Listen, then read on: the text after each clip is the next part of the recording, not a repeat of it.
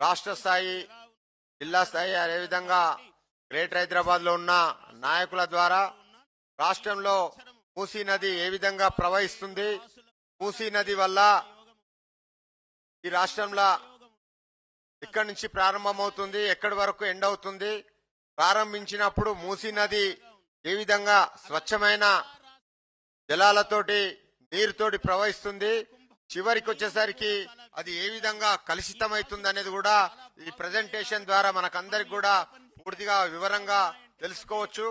అదేవిధంగా రాబో రోజులలో కూడా మూసీ ప్రక్షాళన కావచ్చు, అదేవిధంగా పునరుద్ధరణ కావచ్చు, భారతీయ జనతా పార్టీ ముందుండి పోరాటం చేస్తున్నా మనందరూ కూడా తెలుసు. మన రాష్ట్ర అధ్యక్షులు గౌరవనీయులు శ్రీ ఎన్ రామచంద్రరావు గారు దీని మీద ఒక పెద్ద ఉద్యమం తీసుకొని గత వారం 10 రోజుల క్రితం కూడా ఈ మూసీ నది పరివాహక ప్రాంతంలో నివసించే ప్రజలకు ఏ విధంగా ఇబ్బందులు ఉన్నాయో వారందరూ కూడా ప్రత్యేకించి వెళ్లి వాళ్ళతోటి కలిసి మాట్లాడి వాళ్లకు ఏదైతే గృహాలు ఈ రాష్ట్ర ప్రభుత్వం తీసేయాలనే ఆలోచనతో ఉందో వాళ్లకు మనోధైర్యం, వాళ్ళకు దగ్గరుండి ధైర్యం చెప్పిన పార్టీ భారతీయ జనతా పార్టీ మన రాష్ట్ర అధ్యక్షులు. దానిలో భాగంగానే ఈ రోజు కూడా మనం అందరం కూడా అవేర్నెస్ కావాలి. దాని మీద ఏ విధంగానైతే మనం పార్టీని ముందుకు తీసుకుపోతున్నాం అదంతా కూడా మన మీడియా మిత్రుల ద్వారా అదేవిధంగా మేధావుల ద్వారా ఈ మూసీ పునరుద్ధరణ గురించి పూర్తిగా మనకందరూ కూడా తెలియజేయాలని చెప్పేసి దాని మీద పూర్తిగా మన రాష్ట్ర అధ్యక్షులు గౌరవనీయులు ఎక్స్ఎమ్మెల్సీ శ్రీ ఎన్ రామచంద్రరావు గారిని మేము సాదరంగా వేదిక మీదకి ఆహ్వానిస్తున్నాము. దీని మీద పూర్తిగా మనకు వారు మన అధ్యక్షుల వారు తెలియజేయాలని మరొకసారి కోరుతున్నాం.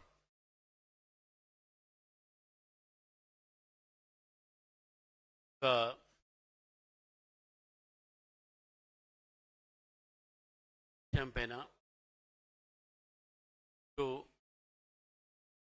మనకు అవగాహన కోసం ప్రజలకు కూడా భారతీయ జనతా పార్టీ వైఖరి విషయం పైన అవగాహన కోసము ఈ కార్యక్రమాన్ని ఇక్కడ నిర్వహించడం జరిగింది. పెదరే శ్రీరామ్ గారు మరి వారు వాటర్ ఇరిగేషన్స్ ఇవన్నీ కూడా వారికి నైపుణ్యత ఉన్నది కాబట్టి గతంలో భారత ప్రభుత్వానికి, రాజస్థాన్ ప్రభుత్వానికి, ఇప్పుడు మహారాష్ట్ర ప్రభుత్వానికి సలహాదారుగా వారు పనిచేస్తూ ఉన్నారు. మరి వారు మనకు కొద్దిసేపట్లో దీనికి సంబంధించినటువంటి పవర్ పాయింట్ ప్రజెంటేషన్ చేస్తూ ఉంటారు. నేను ముందు ముచ్చట చెప్పే ముందు ఈరోజు మనకు ఒక చాలా సంతోషకరమైన విషయం భారతీయ జనతా పార్టీ కార్యకర్తలందరికీ కూడా దాదాపు టామ్లింగ్ అని సిక్కిం ముఖ్యమంత్రి ఉండే ఆయన టామ్లింగ్ దాదాపు 8,930 రోజులు పరిపాలించాడు. అది హెడ్ ఆఫ్ ది స్టేట్ ముఖ్యమంత్రిగా 8,930 రోజులు అంటే ముఖ్యమంత్రిగా ఇన్ని అంటే హెడ్ ఆఫ్ ది స్టేట్ ఒక పరిపాలన ఒక వ్యక్తిగా హెడ్గా వారు 8,930 రోజులు చేస్తే నరేంద్ర మోదీ గారు వారిని కూడా సర్పాస్ చేసి 8,931 రోజులు ఈరోజు పూర్తిగా చేశారు. అది ముఖ్యమంత్రిగానే మన ప్రధానమంత్రిగానే ఈ రెండు కలిపితే వారు 8,931 రోజులు పూర్తి చేశారు.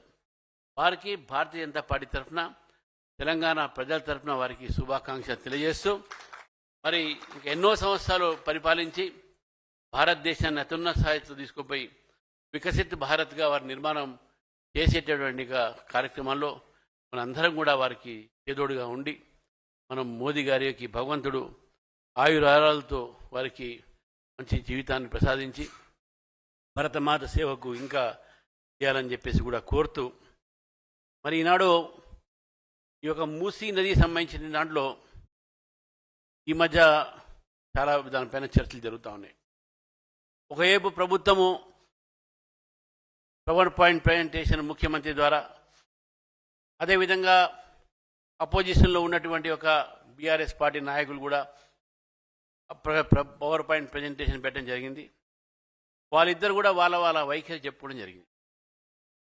మూసీ అనేది ఈరోజు మన మధ్యన హైదరాబాదు ఈ ఒక 2 భాగాలుగా డివైడ్ చేసేసినటువంటి ఒక నది ఒకటి. ఆ రోజుల్లో మనకు చార్మినారు దగ్గర ఆ భాగమతి పోయింది అనేటువంటి కథలు చెప్తా ఉంటే ఈ మూసి పొంగిందా అని మనకు అనిపిస్తుంది. ఈ మూసి పొంగి ఈ మూసిని కూడా ఈత కొట్టినా అని చెప్పేసి మనకు అనిపిస్తుంది. గతంలో మూసి నది అనేది చాలా స్పష్టమైనటువంటి నది. అది గండిపేటలో పడేటటువంటి నీళ్ళంతా కూడా అది మూసీ నది. ఆ మూసీ నది వాటర్ ఎంత మంచిదంటే మీరు ఓల్డ్ సిటీలో చాలామంది పహల్వాన్లు చూస్తుంటారు. కొంచెం హార్మోన్స్ బాగా డెవలప్ అవుతాయి మూసీ వాటర్తో, అంటే గండిపేట వాటర్తో. ఆసిఫ్ నగర్ ఫిల్టర్ బెడ్స్ ఉన్నాయి, నేను చూశారు Asif Nagar filter bed. Asif Nagar filter bed నుంచి ఆ రోజు హైదరాబాద్ నగరానికి దాంట్లో నుంచి వాటర్ స్వచ్ఛంగా చేసి హైదరాబాద్ ప్రజలకు వస్తే ఆ గండిపేట వాటర్, ఆ రోజులో సామెత ఉండే, అరే మే గండిపేటగా పానీ పియా అంటుండే, గండిపేటగా పానీ పియా అంటుండే. ఇప్పుడు ఎట్లయిపోయినాయంటే ఏమేమి వాటర్లు తాగుతామో ఇప్పుడు పేట అయ్యి ఆ గండిపేట అంటే మనం చూసి. కానీ ఆ గండిపేట వాటర్కి అంత విలువ ఉన్నది. దాంట్లో మంచి హార్మోన్స్ డెవలప్ అయ్యే గుణాలు ఉన్నాయి. కానీ హైదరాబాద్ పాపులేషన్ పెరుగుతున్న కొద్దీ, మూసీలో కాలుష్యం పెరుగుతున్న కొద్దీ, ఆ నీళ్లు సరిగిపోక ఇతర ఒక సోర్సెస్తోని మనం వాటర్ తీసుకొస్తాను. Krishna water 1, phase 1, phase 2, phase 3 ఇవి కూడా భారతీయ జనతా పార్టీ డిమాండ్ చేస్తేనే ఆ వాటర్ మనకు రావడం జరిగింది. ఇప్పుడు గోదావరి వాటర్ని కూడా మీరు కాళేశ్వరం ద్వారా లిఫ్ట్ చేసి షామీర్పేటలో నింపి మనం ఇక్కడ తీసుకోవడానికి, అటు మంజీరా నుంచి మనకు సింగూర్ ప్రాజెక్టు, మంజీరా ప్రాజెక్టు నుంచి హైదరాబాద్ నగరానికి వాటర్ సప్లై అవుతున్న విషయాన్ని, అంటే ఒకవైపు మూసీ నది చూడగానే ఇప్పుడు ఈ కాలంలో ఈ నీటి దేనికైనా పనికొస్తుందా అని ఆలోచించే వాళ్ళకు, మనము హైదరాబాద్లో నీళ్ళు తాగే నీళ్ళల్లో మూసీ నది సంబంధించినటువంటి నీరు కూడా మనం ఉన్నది అనే విషయాన్ని మనం గుర్తించాలి. ఏ జలమైతే మనకు జీవితం ఇస్తుందో, ఏ జలమైతే మన జీవన ఆధారం ఉందో, ఆ నదిని ఈరోజు మనం ఎంతవరకు గౌరవించుకుంటున్నామో ఒకసారి మనం చూసుకో. అన్ని నాళాల మీద చూడండి, పొంగుతుంటాయి, మీద వస్తూనే ఉంటాయి. మూసీ అనగా నేను మలక్పేట దగ్గర ఇప్పుడు బ్రిడ్జ్ కడుతున్నారు, ఆ ఒక మూసీ నది చూస్తూ ఉంటే మనం పోతూ ఉంటే అది నిజంగా కూడా ఇప్పుడు ఆ ఇది మూసీ నది, ఈ నీళ్ళ మనం తాగుతున్నదని దీన్ని ప్రక్షాళన చేయాల్సిన అవసరం ఉన్నది. ప్రక్షాళన చేస్తే మీరు తప్పకుండా ఏ ప్రభుత్వమైనా సరే దానికి భారతీయ జనతా పార్టీ పూర్తిగా మద్దతు పలుకుతుందని చెప్పేసి కూడా తెలియజేస్తున్నాను. ఎందుకంటే we want clean water, clean environment. కానీ మూసీ అనగానే హైదరాబాద్లో ఉన్నటువంటి గండిపేట దగ్గర నుంచి ఇక్కడ మలక్పేట దాకా, లేకుంటే పీర్జాదగూడ దాకా ఇది కాదు కదా. మూసీ అంటే దీని యొక్క స్టార్టింగ్ పాయింట్ వికారాబాద్ జిల్లాలో, అక్కడి నుంచి స్టార్ట్ అవుతున్నటువంటి ఒక మూసీ అడవిలో నుంచి అక్కడ స్ట్రీమ్స్ అని కలిసి గండిపేటలో పడి, గండిపేట నుంచి కిందికి వచ్చి చివరికి మా జిల్లా ఇప్పుడు సూర్యాపేట జిల్లా, నల్గొండ జిల్లా నుంచి పోతూ పోతూ నకరేకల్ దగ్గర ఉన్నటువంటి ఒక మూసీ డ్యామ్, ఆ డ్యామ్ తర్వాత మళ్ళీ నీళ్లు కిందికి వెళ్ళి నదిలో చేరుకుంటున్న ఈ మూసీ దాదాపు 111 కిలోమీటర్ల పొడుగుంది. మూసీ అనగానే హైదరాబాద్ నగరంకే కాదు, అటు యాదాద్రి జిల్లాకు, నల్గొండ జిల్లా, సూర్యాపేట జిల్లాలో కూడా ఈ నది ప్రవహించి ఈరోజు ఆ నది పక్కన పంటలు ఏదైతే పండుతున్నాయో అవి కూడా ఈరోజు పూర్వకంగా మారిన విషయాలు మనం గుర్తు. మూసీ ప్రక్షాళన చేసి హైదరాబాద్ నగరానికి కాదు, తెలంగాణ మొత్తం దక్షిణ తెలంగాణకు ఈరోజు శుద్ధీకరణ అవుతుంది. అక్కడ రైతులు మంచి పంటలు పండిస్తారు, అక్కడ కూరగాయలు పండించుకుంటారు. ఎవరికి కూడా ఎటువంటి రోగాలు రాకుండా అటువంటి పరిస్థితి రావాలి అనేటటువంటిగా ఆలోచనతో ఈరోజు మూసీ ప్రక్షాళన చేయాల్సిన అవసరం ఉంది. ఈ 55 కిలోమీటర్లు కాదు, మొత్తం మూసీ స్టార్టింగ్ పాయింట్ నుంచి ఈరోజు ఎండింగ్ పాయింట్ వరకు, ఈరోజు నదిలో కలిసే వరకు, మూసీ డ్యామ్ వరకు ఈ యొక్క ప్రక్షాళన జరగాల్సింది అని చెప్పేసి కూడా భారతీయ జనతా పార్టీ డిమాండ్ చేస్తూ ఉంది. మిత్రులారా, వాటర్ గురించి చాలా మనం మాట్లాడుతుంటాం, కానీ చాలా మందికి తెలియదు. అసలు వాటర్ సంబంధించినటువంటి ఒక విషయం పైన ఆ రోజు బ్రిటిష్ మన దేశం పైన రాజ్యం చేసినప్పుడు పరిపాలించేటప్పుడు వైస్రాయ్ కౌన్సిల్ ఆఫ్ ఇండియా ఒకటి ఉంటుంది. వైస్రాయ్ కౌన్సిల్ ఒకటి ఉంటుంది, అన్ని అడ్వైజర్స్. 1942 to 46 దాకా ఉండే మనకి ఇండిపెండెన్స్ వచ్చేదాకా. అందులో డాక్టర్ బిఆర్ అంబేద్కర్ గారు సభ్యులు వైస్రాయ్ కౌన్సిల్లో. వారు ఆ రోజు ఈ నదుల అనుసంధానం గురించి వారు మాట్లాడారు. నదుల అనుసంధానం గురించి మాట్లాడిన సమయానికి ఆ ఒక నేపథ్యంలోనే ఈరోజు మనకు central water ways, irrigation and navigation commission, తర్వాత సెంట్రల్ టెక్నికల్ పవర్ బోర్డ్, ఈ మూడు కూడా బిఆర్ అంబేద్కర్ గారి ఆలోచనతో ఆ రోజు వైస్రాయ్ కౌన్సిల్లో ఈ మూడు బాడీస్ని ఏర్పాటు చేయడం జరిగింది. అంటే ఎవరినైనా ఈరోజు భారతదేశంలో వాటర్ మ్యాన్ ఆఫ్ ఇండియా అని అంటామంటే ఆర్థర్ కాటన్ కన్నా ఎక్కువ బిఆర్ అంబేద్కర్ గారి యొక్క యోగదానం ఎక్కువ ఉన్నదన్న విషయాన్ని మనం గుర్తుపెట్టుకోలేదు. బాబాసాహెబ్ అంబేద్కర్ ఆలోచన విధానానికి ఆ రోజు బ్రిటిష్ వారు కూడా వారిని ఈరోజు అభినందించి ఆ ఒక వారు చేసినటువంటి ఒక ఆలోచనకు ముందుగా అటల్ బిహారీ వాజ్పేయి గారు ఈ నదుల అనుసంధానం గురించి మాట్లాడారు. నదుల అనుసంధానం విషయంలోనే గుజరాత్ ప్రభుత్వం కూడా అటల్ బిహారీ వాజ్పేయి గారి ఆలోచనను దృష్టిలో పెట్టుకొని ఆ రోజు నర్మదా నదిని సాబర్మతికి ఇంటర్లింక్ చేసి, సాబర్మతి కూడా మూసీ కన్నా అధ్వానమైనటువంటి ఒక మూసీ నది. ఆ రోజు అటువంటి సాబర్మతిలో నర్మదా నీళ్లు పంపు చేసి సాబర్మతిని ప్రక్షాళన చేసి ఫ్లడింగ్ చేసి సాబర్మతిలో ఉన్నటువంటి ఒక వేస్ట్ వాటర్ని, సివరేజ్ వాటర్ని ముందుకు పంపించేసి సముద్రంలోకి పంపించి అప్పుడు ఈ యొక్క సాబర్మతి ఒక ప్రాజెక్టు తీసుకోవడం జరిగింది. మరి సాబర్మతి ప్రాజెక్టులో కూడా ఆ రోజు తప్పకుండా డిస్ప్లేస్మెంట్ జరిగింది, కానీ వాళ్ళకి రీహాబిలేషన్ చేశారు. దాని కాస్ట్ కూడా ఆ మొత్తం కాస్ట్ 20,000 దాదాపు 5,000 కోట్లు ఏదో ఉంటుంది. కానీ తర్వాత మళ్ళీ నమామి గంగే నరేంద్ర మోదీ గారు తీసుకొచ్చారు. గంగా హిమాలయాల నుంచి వచ్చి మొత్తం ఉత్తరప్రదేశ్, బీహార్లో పాకుంటూ, ఉత్తరప్రదేశ్ పాకుంటూ కింద హుగ్లీ, వెస్ట్ బెంగాల్ నుంచి సముద్రం అక్కడ కలుస్తుంది. శివసాగర్ అని ఉంటుంది, గంగా కలిసే ప్లేస్ అది. మరి నమామి గంగాకే ఆ రోజు మొత్తం ఈ యొక్క గంగా క్లీన్ చేయడానికి, ప్రక్షాళన చేయడానికి నమామి గంగే ప్రాజెక్ట్ కింద నరేంద్ర మోదీ గారు 20,000 కోట్ల రూపాయల ప్రాజెక్ట్, 20,000 crores ప్రాజెక్ట్.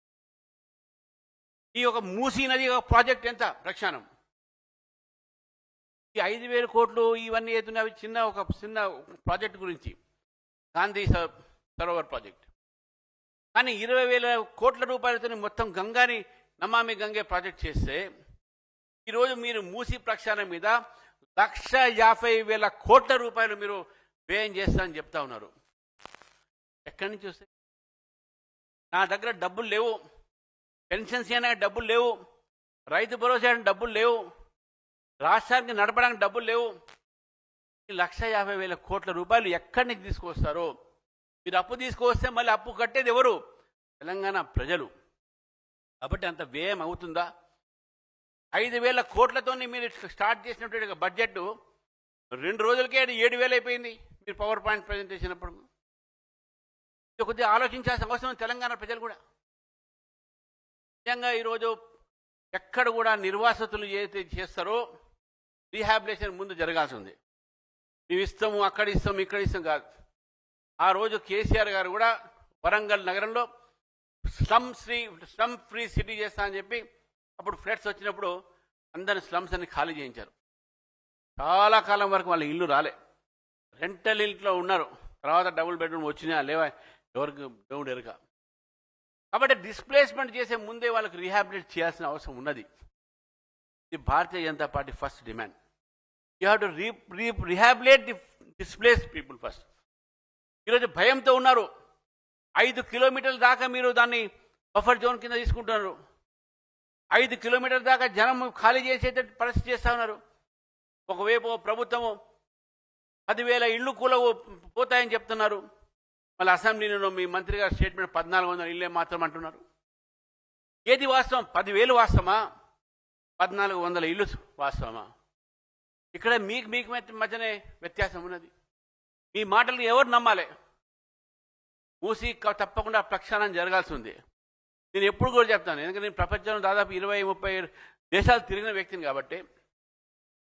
ఈరోజు మీరు ఎక్కడ పోయినా సరే, చికాగోలో బ్రహ్మాండటువంటి లేక్ ఉంది, దాన్ని కాపాడుతున్నారు ప్రజలు. మీరు అదేవిధంగా మ్యాంచెస్టర్ రివర్ ఉన్నది అక్కడ. మన న్యూయార్క్లో మీకు మంచి నదులు, న్యూయార్క్ న్యూజెర్సీ మధ్యన నదిని డివైడ్ చేస్తుంది. మీరు మళ్ళీ లండన్లో థేమ్స్ రివర్, ఆ థేమ్స్ రివర్ పక్కన కూడా మీరు రివర్ మీదనే ప్యాలెసెస్ ఉంటాయి, క్యాజల్స్ ఉంటాయి. సైన్ రివర్ ప్యారిస్ ఐఫిల్ టవర్తో పాటు దాని పక్కనే ప్రవహిస్తున్నటువంటి సైన్ రివర్లో షికార్లు జరుగుతూ ఉంటాయి, క్రూజీస్ ఉంటాయి దాని మీద. మళ్ళీ ఇటు పక్కన అటు పక్కన బ్రహ్మాండంగా భవనాలు ఉన్నాయి దాని మీద. అందుకే మీరు ఏంటంటే దానికి బఫర్ జోన్ మీరు పెంచాల్సిన అవసరమే లేదు. 12 నుంచి 50 మీటర్ల దాకా బఫర్ జోన్ ఎందుకు అవసరం మీకు? ఆ 50 మీటర్లు చేసినప్పుడు మొత్తం మూసి ఒకే రకంగా జరగాలి కదా. మరి అదే మీరు అక్కడ నార్సింగి దగ్గర ఒక మూసి బఫర్ జోన్, ఆ 12 మీటర్లు కూడా లేని ఒక బఫర్ జోన్లో ఈరోజు ఒక పెద్ద బిల్డరు ఒక పెద్ద ప్రాజెక్ట్ కడతా ఉన్నాడు, మూసీకు ఆనుకొని కడతా ఉన్నాడు. మరి వాళ్ళకి బఫర్ జోన్ పనిచేయదా? ఎక్కడైతే ఎక్స్ సర్వీస్ మెన్లు, ఎక్కడైతే మిడిల్ క్లాస్ ఫ్యామిలీస్ ఫ్లాట్ కట్టుకొని మధువన్ పార్క్ లాంటి ప్లేస్లో వాళ్ళు 12 మీటర్లు జరిగి వాళ్ళ ఒక ఇల్లు కట్టుకొని లోన్ తీసుకొని ఈఎంఐస్ కడతా ఉంటే వాళ్ళని కూడా 50 మీటర్ జోన్ బఫర్ జోన్గా ఎట్లా పంపిస్తారు మీరు? అక్కడనో ఒక బఫర్ జోనే లేదు, ఇక్కడ బఫర్ జోన్ పెడుతున్నారు. ఇక్కడ డిస్ప్లేస్ చేసేది మీరు ఎవరిని అంటే మిడిల్ క్లాస్ ఫ్యామిలీస్ని. కాబట్టి ఈ యొక్క ఏదైతే ప్రాజెక్ట్ అవుతుందో ఈ ప్రాజెక్టు ఇంప్రాక్టికల్ ప్రాజెక్టు. ప్రక్షాళన చేయడానికి మీకు ఇంత అవసరం లేదు. 2-3 వేల చిల్లర ఎకరాల్ని ఈరోజు స్వాధీనం చేసుకునే ప్రయత్నం మీరు ఉన్నారు. 3,000 ఎకరాలు స్వాధీనం చేసుకున్నా కూడా మీరు అక్కడ రైతుల్ని, ఎందుకంటే మనకు వచ్చే ఏవైతే కూరగాయలు అయితే ఉన్నాయో చాలామంది తెలియకపోవచ్చు. మూసీ పరివాహక ప్రాంతంలోనే ఈ హైదరాబాద్ నగరానికి సగము కూరగాయలు ఇక్కడి నుంచి. ఎక్కడ పోయినా చూడండి, మూడిచి పక్కన అన్ని తోటలు వేస్తూ ఉంటారు. అవి కూడా పట్టా భూములు, రైతులకు ఇచ్చిన భూములు. ఒక 10 మంది రైతులు అక్కడ పండించుకుంటారు, అక్కడ వాళ్ళకి ఆదాయం అది. అవి కూడా పోతాయి. కాబట్టి మూసీ నది ప్రక్షాళన ఎవ్వరు కూడా దానికి వ్యతిరేకించరు. మూసీ నది ప్రక్షాళన కావాలి, మంచి నీరు దాంట్లో రావాలి. ఇది ఎక్కడి నుంచి తీసుకొస్తారు? ఫ్లడింగ్ ఏ వాటర్ పెడతారు దాంట్లో? మూసీ ఫ్లో అంత పెద్ద ఫ్లో లేదు, ఈసా ఫ్లో కూడా అంత పెద్ద లేదు. దాన్ని ఫ్లడ్ చేయాల్సిన అవసరం ఉన్నది. To flood it fresh water. ఏది ఉన్నప్పుడు కూడా దాని మీద ఆలోచన ప్రభుత్వం చేయాల్సిన అవసరం ఉన్నది. ప్రజలకు కూడా వాస్తవం తెలవాలి, ప్రాజెక్ట్ ఎంత అవుతుంది. ఈ ప్రాజెక్టుతో పాటు ఇంకో ప్రాజెక్ట్ ఈయన పెట్టారు, గాంధీ సరోవర్ ప్రాజెక్ట్ అని.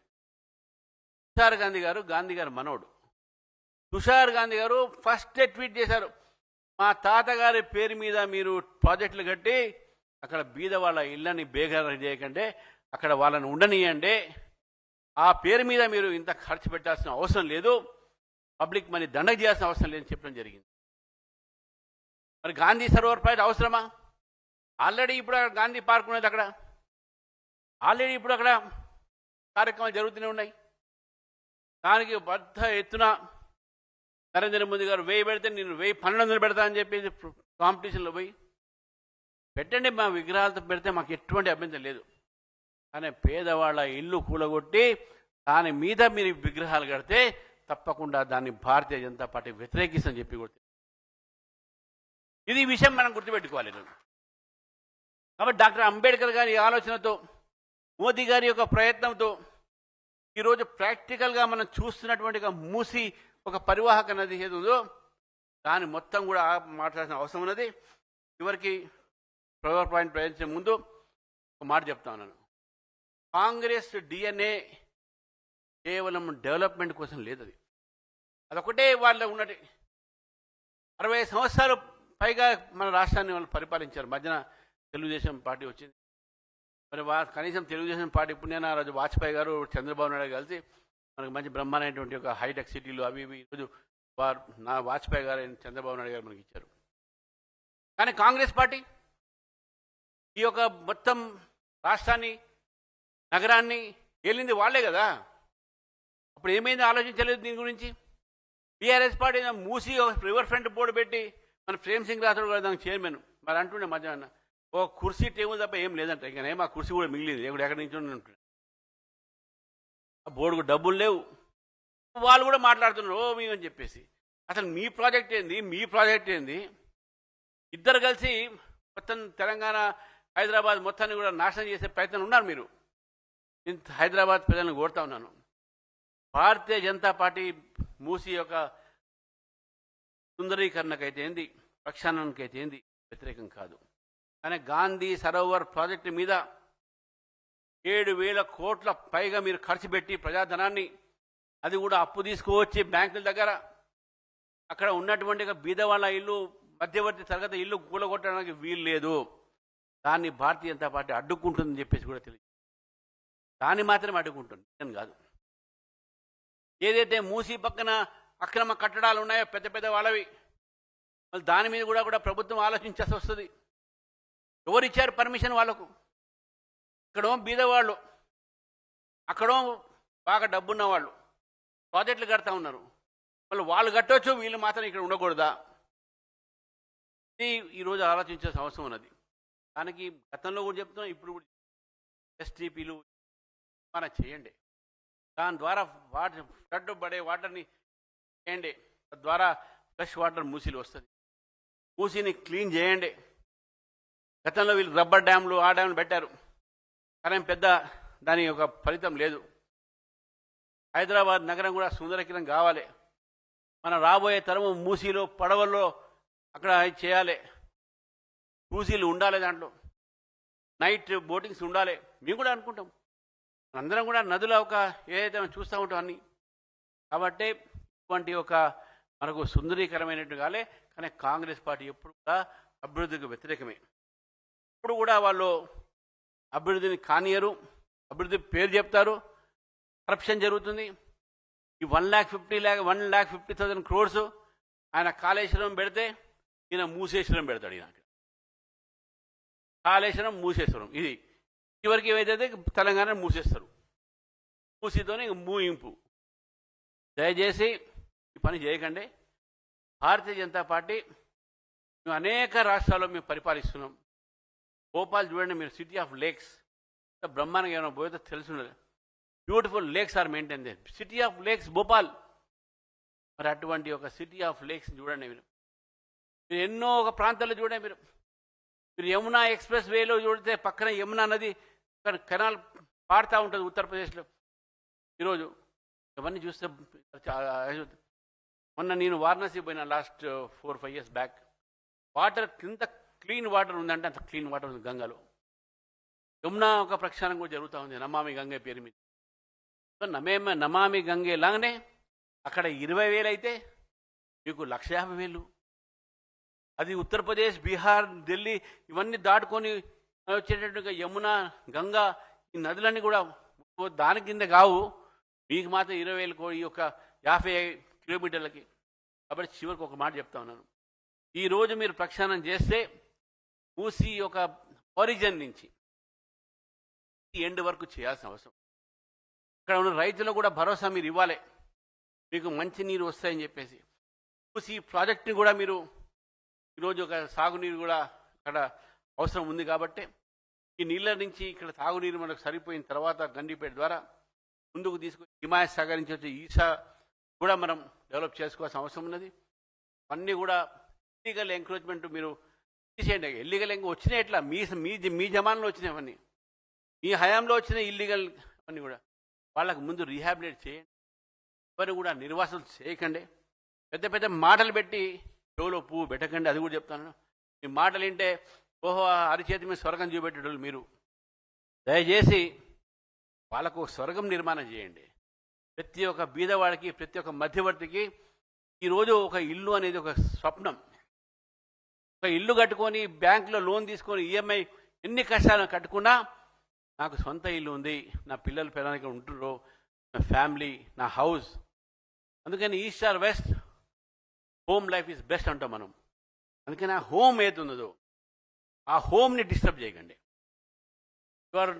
ఆ హోమ్ని డిస్ట్రాయ్ చేసే అటువంటి రైట్ మీకు లేదు. ఒకవేళ మీరు చేస్తే మీరు you have to rehabilitate them first అని చెప్తూ ఈరోజు ఈ యొక్క కార్యక్రమంలో మన వెదిరే శ్రీరామ్ గారు ఉన్నారు. సమయం కాబట్టి మీ అందరికీ కూడా ఈ యొక్క సందర్భంగా ధన్యవాదాలు తెలుపుతూ ఒకసారి నరేంద్ర మోదీ గారికి నేను అభినందన తెలుపుతూ కార్యక్రమంలో మన శ్రీరామ్ గారి యొక్క ప్రజెంటేషన్ అవకాశం ఇచ్చినందుకు వారి ధన్యవాదాలు. జై భారత్ మాతాకి జై, జై శ్రీరామ్.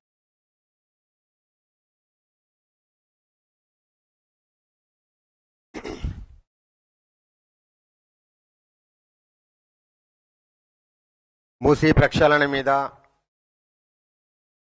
అదేవిధంగా మూసీని ఏ విధంగా పునరుద్ధరించాలి అనే దాని మీద పూర్తిగా మనకు తెలియజేసిన గౌరవనీయులు మన రాష్ట్ర అధ్యక్షులు గారికి ధన్యవాదాలు తెలియజేస్తూ, అదేవిధంగా దీని మీద పూర్తిగా మనకు ప్రజెంటేషన్ ఇవ్వడానికి మన ముందుకు చేసిన మన జాతీయ నాయకులు, మన తెలంగాణ ముద్దుబిడ్డ వెదిరే శ్రీరామ్ గారు, వీరు అడ్వైజర్ ఆఫ్ వాటర్ పాలసీ మేనేజ్మెంట్లో మన మహారాష్ట్ర గవర్నమెంట్ ముఖ్యమంత్రి గారికి అడ్వైజర్గా ఉన్నారు.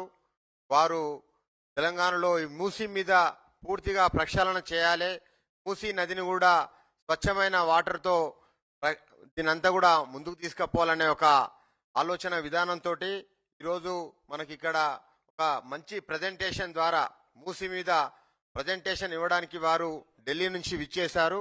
వారిని సాధారణంగా వేదిక మీదకి ఆహ్వానిస్తూ ఈ మూసీ ప్రక్షాళన అదేవిధంగా పునరుద్ధరణ మీద పూర్తిగా వారు ప్రజెంటేషన్ ఇవ్వాలని చెప్పేసి వారిని కోరుతున్నాను.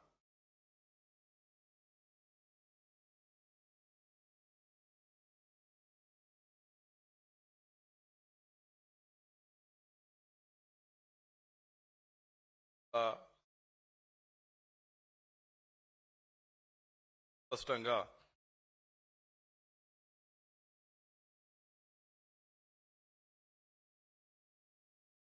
చేసే విధానం మాత్రమే మార్పు కోరుతుంది. క్లియర్గా చేసే విధానం ఏంటిది, అసలు గవర్నమెంట్ ఏం చేస్తా ఉంది. స్టేట్ గవర్నమెంట్ మొన్న కూడా చాలా దానిలో ఉన్న ఆ డిఆర్లో ఉన్న ఏంటి, యాక్చువల్గా వాళ్ళు చేసే దానిలో తప్పులేమున్నాయి, ఏ విధంగా చేస్తే బాగుంటుంది. ఫస్ట్ ఫ్యూ స్లైడ్స్ టెక్నికల్గా ఉంటాయి, little bit English and Telugu combination. 5-6 slides పోయినాక పక్క మాస్ మన తెలుగు పక్క తెలంగాణ యాసలో చూస్తే మూసీ రివర్ అందరికి తెలుసు. వికారాబాద్ అనంతగిరి హిల్స్ నుంచి ఇక్కడ పరిగి నుంచి ఇది ఈసా దాదాపు 100 కిలోమీటర్స్ డిస్టెన్స్. ఈ ఈసా వచ్చి ఉస్మాన్ సాగర్ గండిపేట్, పరిగి నుంచి ఇది వచ్చి హిమాయత్ సాగర్. ఇక్కడ నుంచి ఒక 10 కిలోమీటర్స్ డిస్టెన్స్లో బాపుఘాట్ ఉంది. ఇక్కడ 55 కిలోమీటర్స్ డిస్టెన్స్లో నాగోల్ ఉంది. అక్కడి నుంచి దాదాపు 120 కిలోమీటర్ల దూరంలో వాడేపల్లి అనే ప్లేస్లో ఆ మూసీ రివర్ కృష్ణాలో కాన్ఫ్లుయెన్స్ అవుతా ఉంది. అంతవరకు బాగానే ఉంది. ఇప్పుడు ఏదైనా ఒక రివర్ రీజువనేషన్ అన్నప్పుడు ఇది లైన్ డయాగ్రామ్, స్కీమాటిక్ డయాగ్రామ్. ఇక్కడ నుంచి ఇట్లా వస్తుంది. ఇది అప్పర్ క్యాచ్మెంట్ అంటాం, ఫస్ట్ సెక్షన్ ఆఫ్ మూసీ. ఇది సెకండ్ సెక్షన్, అర్బన్ ఏరియా 55 కిలోమీటర్లు హైదరాబాద్ సిటీ. ఈ థర్డ్ సెక్షన్ 100-120 కిలోమీటర్లు. ఇది ఇట్లా మూసి వెళ్ళి యాదాద్రి భువనగిరి, నల్గొండ, సూర్యాపేట నుంచి కృష్ణా రివర్లో కాన్ఫ్లుయెన్స్ అవుతా ఉంది. రివర్ రీజువనేషన్ అన్నప్పుడు ఎప్పుడైనా కానీ రివర్ అనేది అదొక లైఫ్ సిస్టమ్. అది మన బాడీ లాగానే అది కూడా టాప్ టు బాటమ్ ఒక లైఫ్ సిస్టమ్. అది ఒక వాటర్ అనేదే కాకుండా దానిలో ఉన్న ఎకాలజీ, ఎన్వైరన్మెంట్ ఏదైనా ఒక రివర్ రిజునేషన్ ప్రాజెక్ట్ చేస్తున్నప్పుడు మొత్తం కంప్లీట్ గా ఒక హోలిస్టిక్ అప్రోచ్ తోటి ఏదైనా చేయాల్సి ఉంటుంది. అంటే ఇక్కడి నుంచి మొదలుపెట్టి ఇక్కడి వరకు కూడా మనం ప్లాన్ చేసుకోవాలా. ప్లాన్ చేసుకున్నాక ఏ కాంపోనెంట్స్ ఉన్నాయి, దేనికి ఎంత ప్రయారిటీ అయిన దాన్ని బట్టి వర్క్ చేసుకోవాలి. ఫస్ట్ ఒకటి గుర్తుపెట్టుకోవాల్సింది ఏంటంటే, మనం any rejuvenation project it will take at least minimum of 20 years, 20 ఏళ్ళు పడుతుంది. మంచి మంచి ఎగ్జాంపుల్స్ నేను మీకు చూపెడతాను. గవర్నమెంట్ కోట్ చేసిన ఎగ్జాంపుల్సే, గవర్నమెంట్ డిపిఆర్ లో ఏదైతే ఎగ్జాంపుల్స్ నుంచి మేము తీసుకున్నాం, ప్రేరణ పొందినామని చెప్పినరో వాటి టైం ఎంత కూడా చూద్దాం, ఎంత పట్టిందో కూడా చూద్దాం. అంటే ఇది హెఫజార్డ్ గా 1 year 2 years మనది డెమోక్రటిక్ గవర్నమెంట్స్ 5 years ఒకసారి మారక తప్పదు. ప్లానింగ్ ఎట్లుండాలంటే ఏ గవర్నమెంట్స్ వచ్చినా కానీ ఈ ప్లాన్ సక్సెస్ఫుల్ గా ముందుకు అప్పుడే ఇట్లాంటి ప్రోగ్రామ్స్ సక్సెస్ అవుతాయి. లేకపోతే ఇట్లాంటివి సక్సెస్ కాదు కదా, ఇది బాధాకరంగా పరిణమిస్తాయి తర్వాత. ఇప్పుడు స్టేట్ గవర్నమెంట్ చేసిన డిపిఆర్ లో ఇది మొత్తం ఎక్కడ కూడా వాళ్ళు దీని గురించి మాట్లాడింది లేదు, ఇది మొత్తం మాట్లాడింది లేదు. ఇందులో కూడా 55 kilometers ఓన్లీ ఒక 21 kilometers మాత్రం మాట్లాడినారు. ఒక బాడీకి జబ్బు చేస్తే దాన్ని లైవ్ చేయాలనుకున్నప్పుడు ఓన్లీ ఈ పార్ట్ నేను చేస్తాను, ఇక్కడి నుంచి ఇక్కడికి సంబంధం లేదు, ఇక్కడి నుంచి ఇక్కడికి సంబంధం లేదంటే నడుస్తుందా? ఇది అంతే. ఇక్కడ ఒక 2 slides టెక్నికల్గా ఉంటాయి, అందుకే కొంచెం బేర్ చేయండి. రివర్ రిజువనేషన్ అంటే రివర్లో నేను చూపెట్టే అన్ని కూడా పారామీటర్స్ ఉంటాయి. హైడ్రలాజికల్ అంటే మెయిన్గా వాటర్ ఫ్లో ఎంత, రిజర్వాయర్స్ ఎట్లా ఆపుతున్నాయి వాటిని, గ్రౌండ్ వాటర్ రీఛార్జ్ అయింది, భూమి మీద ఏదైతే ఛానల్స్ ఉంటాయో భూమి కింద కూడా ఛానల్స్ ఉంటాయి, వాల్యూ ఛానల్స్. ఫ్లడ్ ప్లెయిన్స్ అంటే ప్రొటెక్షన్. ఫ్లడ్ ప్లెయిన్ అంటే మీకు ఎక్కడైతే భూభాగం ఏదైతే నది నీళ్లు ప్రవహిస్తుందో ఫ్లడ్ ప్లెయిన్ అంటాం. Ecological, biodiversity. ఇప్పుడు ఫిష్ గనక ఇందులో ఈదడం ప్రారంభిస్తే మనం అదొక టెస్ట్ కేసు మనకు. అంటే ఓకే, ఫిష్ దానిలో ఉంది, లైవ్ గా ఉంది అని అంటే దాని అర్థం ఏంటంటే ఇది health of the river has improve.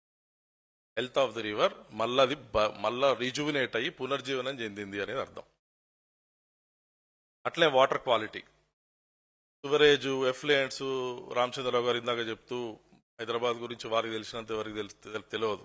You know is born and brought up here and you know మొత్తం ఎఫ్లుయెంట్ ట్రీట్మెంట్ ప్లాంట్స్, ఎస్టీపీలు, నాలాలు, దాని నుంచి వచ్చే సివరేజ్, మొత్తం ఇది సివరేజ్ ఇదైపోయింది కానీ నదిగా లేదు.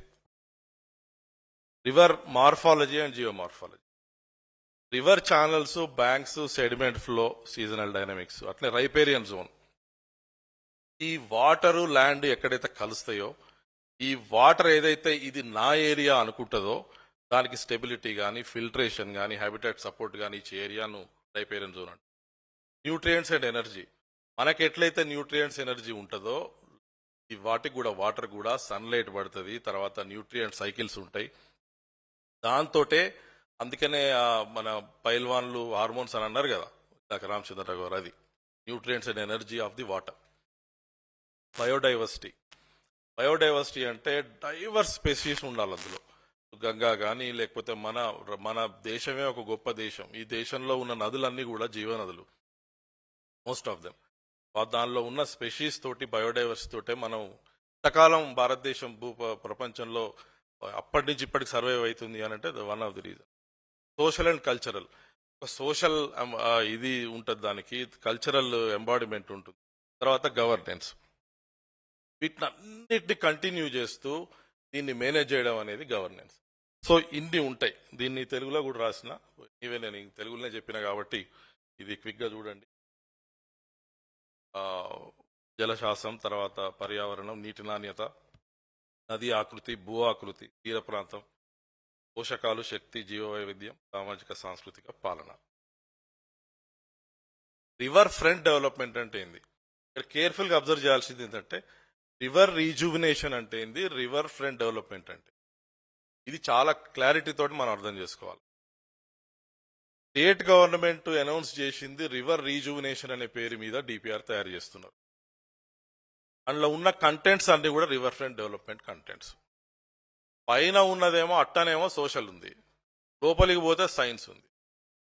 సో దీనికి దానికి సంబంధం ఎట్లా అంటే సోషల్లో కూడా సైన్స్ ఒక పార్టే. అంటే మొత్తం చదువుకుంటే అందులో ఒక చాప్టర్ ఇది చెప్తున్నా. అంటే ఒక సోషల్ సైన్స్ అని అనుకుందాం ఫర్ ఎగ్జాంపుల్ ఒక పార్ట్. సో ఇట్లా రివర్ రీజువినేషన్ అంటేనేమో మొత్తం life system of the river ను టాప్ టు బాటమ్ కూడా మొత్తం లైవ్ చేయడం. రివర్ ఫ్రంట్ డెవలప్మెంట్ అంటే ఒక సిటీలో, అది ఇప్పుడు హైదరాబాదు, అట్లా ఎన్నో సిటీస్ ఎన్నో ఎగ్జాంపుల్స్ ఉన్నాయి చూపెడతా. అక్కడ బ్యూటిఫికేషన్ చేయడం, సుందరీకరణ చేయడం. అంటే మీరు ఇప్పుడు మన హ్యూమన్ బాడీని తీసుకుందాం. మనకు మన స్ట్రెంగ్త్ డెవలప్ చేసుకొని, దాన్ని ఏమంటారు, మన విగర్ డెవలప్ చేసుకొని, మనకున్న ఇమ్యూనిటీ సిస్టమ్ డెవలప్ చేసుకొని మనం స్ట్రాంగ్గా ఎట్లయితే ఉంటామో ఫస్ట్ అది ఇంపార్టెంట్ హెల్త్ అన్నప్పుడు. ఆ తర్వాత పౌడర్ పూసుకోవడము, తర్వాత అలంకరణ చేసుకోవడం, ఇవన్నీ తర్వాత వస్తాయి. ఇక్కడ ఆల్మోస్ట్ రివర్ ఈజ్ డెడ్, అంటే ఒక జీవం లేని మనిషిలాగా అనుకోండి. దానికి పౌడర్ పూస్తామా, దానికి సుందరీకరణ నగలేస్తామా? అది ప్రాక్టికలా? సో అది దానికి దీనికి రిలేషన్షిప్. ఇక్కడ రివర్ ఫ్రంట్ డెవలప్మెంట్ అంటే పబ్లిక్ యాక్సెస్ ఉంటాయి, ప్రామినెంట్స్ ఉంటాయి, cycling tracks, Ghats, mixed use spaces ఉంటాయి, రిక్రియేషనల్ స్టేజ్ ఉంటుంది, ఎకలాజికల్ సెన్సిటివిటీ ఉంటుంది, నేటివ్ వెజిటేషన్ కానీ లేకపోతే ఎక్సెసివ్ కాంక్రిటైజేషన్ లేదు, ఫ్లడ్ రెసిలియన్స్ ఉంటుంది, ఫ్లడ్ ఆపడము, ఫ్లడ్ బ్యాంక్స్లోనే వాటర్ మేనేజ్మెంట్. ఇదే తెలుగులో కూడా ప్రజాప్రవేశం, మిశ్రిత వినియోగం, వారసత్వ సమన్వయం, పర్యావరణ సున్నితత్వం, వరద నిరోధకత, నీటి నిర్వహణ. ఇక్కడ comparison between river rejuvenation and river rejuvenation అంటే బ్యూటిఫికేషన్ కాదు, ఛానలైజేషన్ కాదు, వన్ టైం ప్రాజెక్ట్ కాదు. Restores river as living dynamic system. Complete గా రీస్టోర్ చేయడం అనేది దీనికి important. Next, basin wide scientific treatment and pollution control ఉండాలి. అంటే టాప్ టు బాటమ్ 265 కిలోమీటర్లు ఉండాలి. దీనికి ప్లాన్ ఉండాలా, దాని ప్రకారం ప్రయారిటైజేషన్ చేసుకొని చేయాలి. ఎన్వైరన్మెంటల్ ఫ్లోస్, ఎకలాజికల్ బ్యాలెన్స్ ఉండాలి కంటిన్యూస్ గా. ఇది బేసిక్ థింగ్. సక్సెస్ ఎప్పుడు ఇందాక చెప్పిన అక్వాటిక్ లైఫ్, ఫిష్ వచ్చి ఈతుంది అని అంటే దాని సక్సెస్, మనం పోయి ఈతున్నాం అంటే దాని సక్సెస్.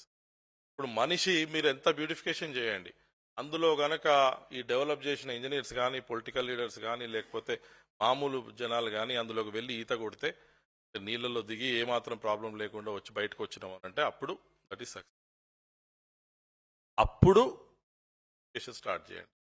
ఇదంతా అయినాక then starts, once you are fully equipped with all strength and energy, you are totally fit, then you start your beautification and how best you want to look, spend whatever you want. మంచిగా 10 రూపాయల పౌడర్లు దొరుకుతాయి, 10 లక్షల పౌడర్లు కూడా దొరుకుతాయి. So river front డెవలప్మెంట్కి నువ్వు ఎంత ఖర్చు పెడుతున్నావు అనేది that is not relevant. What is relevant is how much you are making your self strengthful. ఇక్కడ రివర్ ఫ్రంట్ డెవలప్మెంట్ చూడండి, ఇక్కడ ornamental, recreational, parks, public spaces, but it depends on health of the river. So rejuvenation first, development next. Without rejuvenation river front development is meaningless. ఇదే తెలుగులో కూడా చెప్పిన ఇక్కడ. ప్రధాన ప్రాధాన్యం పునరుద్ధరణ, తర్వాత తీరాభివృద్ధి ఓన్లీ పూరక అంటే సపోర్టివ్. పునరుద్ధరణ లేకుండా నదీ తీర అభివృద్ధి అర్ధరహితం. ఇది ఫస్ట్ స్ట్రెచ్ నేను ఇందాక చూపెట్టిన మీకు. ఇది దాదాపు 90 కిలోమీటర్లు అనంతగిరి హిల్స్ నుంచి, ఇక్కడ నుంచి ఈసా వస్తుంది, ఇక్కడ ఇదైతుంది. ఇక్కడ మొత్తం కూడా ఈ రన్ ఆఫ్ ఇక్కడ ఉన్న సిస్టమ్ మొత్తం కూడా ఏ మాత్రం కూడా స్టేట్ డిపిఆర్ లో ఎక్కడ కూడా దీని గురించి ఒక మాట కూడా చెప్పింది లేదు. అయితే ఇక్కడ ఓన్లీ ఈ మీటింగ్ పెడుతున్నప్పుడు మా అధ్యక్షులు రామచంద్రరావు గారు ఆదేశించింది ఏంటంటే నన్ను ఇష్యూతో పాటు సొల్యూషన్ కూడా ప్రజెంట్ చేయమని చెప్పి. ఎందుకంటే భారతీయ జనతా పార్టీ 21 రాష్ట్రాలలో అధికారంలో ఉంది. మాకు మంచి అవగాహన ఉంది ప్రతి రాష్ట్రంలో ఎట్లా చేస్తావి. 2 యూనియన్ టెరిటరీస్, 19 స్టేట్స్, 20. సో ఎన్నో నదుల మీద మేము వర్క్ చేస్తున్నాము. మాకు మొత్తం కంప్లీట్ గా ఎట్లా ఎంత ప్రయారిటీ ఇవ్వాలా దేని తెలుసు. What needs to be done, ఏం చేయాలనంటే catchment area treatment of the whole Musi river basin in the upper. Catchment area treatment అంటే ఏదైతే ఈ ఇక్కడ ఉన్న డిఫరెంట్ చిన్న చిన్న నాళాల నుంచి మొదలుపెట్టి మెయిన్ ట్రిబ్యూటరీస్ వరకు వరకు ఎక్కడైతే వచ్చి జాయిన్ అవుతాయో పెడతాది మీకు లైవ్ చూపెడతారు. గూగుల్ ఎర్త్ లో నేను ఇది మొత్తము tributaries first order, second order, third order streams మొత్తం రెడీ చేసి దాన్ని క్లియర్ గా గూగుల్ ఎర్త్ లో తయారు చేసుకొని నెక్స్ట్ స్లైడ్ లో చూపెడతారు. అది ఏం చేయాలంటే మొత్తము ఈ బెల్ట్ మొత్తం కూడా పునరుజ్జీవనం చేయాలంటే ఇక్కడ నుంచి వచ్చే వేరే వేరే వేరే వేరే ట్రిబ్యూటరీస్ నాలాస్ అన్ని కూడా దాని మీద ఈ రెయిన్ వాటర్ ఏదైతే వాటిలలో వచ్చి కలుస్తుందో వాటిని ఆ ట్రిబ్యూటరీస్ ను స్ట్రీమ్స్ ను లైవ్ చేయాలి. చేసినప్పుడు ఏమవుతుంది, ఈ లైవ్ అవుతాయి. ఈ లైవ్ అయినప్పుడు ఇక్కడ మొత్తం కూడా ఎకో సిస్టమ్ డెవలప్ అయ్యి your life starts flowing from here to hear. అప్పుడు దీన్ని సిటీ ఏరియా అందిపుచ్చుకుంటుంది. మీరు పైనుంచి వచ్చేది ఇప్పుడు మీరు ఓన్లీ సిటీ ఏరియాలో కనుక మీరు అక్కడ వరకే లిమిట్ అయ్యి కనుక మీరు రివర్ ఫ్రంట్ డెవలప్మెంట్ చేస్తే ఇక్కడి నుంచి వచ్చే సువరేజ్ అంతా, ఇక్కడి నుంచి వచ్చే సువరేజ్ అంతా మీరు ఎస్టీపీలు కట్టేది సిటీలో కడుతున్నారు. బట్ ఇక్కడ సంగతి ఏంది, రివర్ ఫ్లో చూసుకోవాలా, కంటిన్యూటీ ఆఫ్ వాటర్ ఫ్లో చూసుకోవాలా, ఇక్కడ డీసిల్టింగ్, క్యాచ్మెంట్ గ్రీనింగ్, సివరేజ్ ఇవి inflows ఆపాలా, ensure perennial base flow. ఇది ఇంపార్టెంట్. లాస్ట్ పాయింట్ ఏంది, recharge of the tanks, percolation points, protect springs, feeding the river. ఇది సెకండ్ పోర్షన్. 55 కిలోమీటర్లు మూసి river సిటీలో. ఇక్కడ ఏం చేయాలా, ఎంక్రోచ్మెంట్స్. ఇక్కడ రామచంద్రరావు గారు మంచి పాయింట్ ఇందాక చెప్పిండ్రు, బఫర్ జోన్. ఈ బఫర్ జోన్ కథ ఏందో ఇవాళ మొత్తం దీన్ని మొత్తం ఒక సినిమా చూపెట్టినట్టు చూపెడతాం మీకు. బఫర్ జోన్ కథ ఏంది, అసలు బఫర్ జోన్ అంటే ఏంది, వీళ్ళు బఫర్ జోన్ పేరు మీద 1,50,000 కోట్లు ఏ విధంగా ఎమాస్ చేద్దామని చూస్తున్నారు. దీని కథ అంతా కూడా నెక్స్ట్ స్లైడ్స్ లో చెప్తా. అయితే ఎంక్రోచ్మెంట్స్ ప్రొటెక్టెడ్ జోన్ లో తీసేయాలి. ప్రొటెక్టెడ్ జోన్ అంటే రివర్ ప్రవహించే ప్రాంతం, అంటే రివర్ బ్యాంక్స్ మధ్యలో ఉండే నీళ్ళు ఏవైతే ఫ్లో అవుతాయో ఆ ప్రాంతం. అక్కడ ఎవరైనా పొరపాటున కట్టుకొని ఉన్నా కానీ అక్కడ పట్టా భూములు ఎలాగో ఉండవు, ఇండ్లు కూడా ఎలాగో ఉండవు, పర్మిషన్స్ కూడా ఇచ్చుండవు.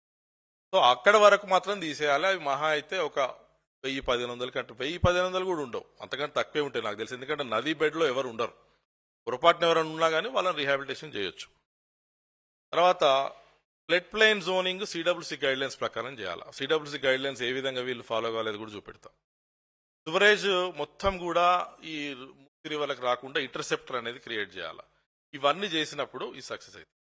థర్డ్ పోర్షన్ ఇందాక చెప్పినట్టు ఇది అక్కడి నుంచి నాగోల్ నుంచి భువనగిరి, యాదగిరిగుట్ట, నల్గొండ, మిర్యాలగూడ, వాడపల్లి, కృష్ణ.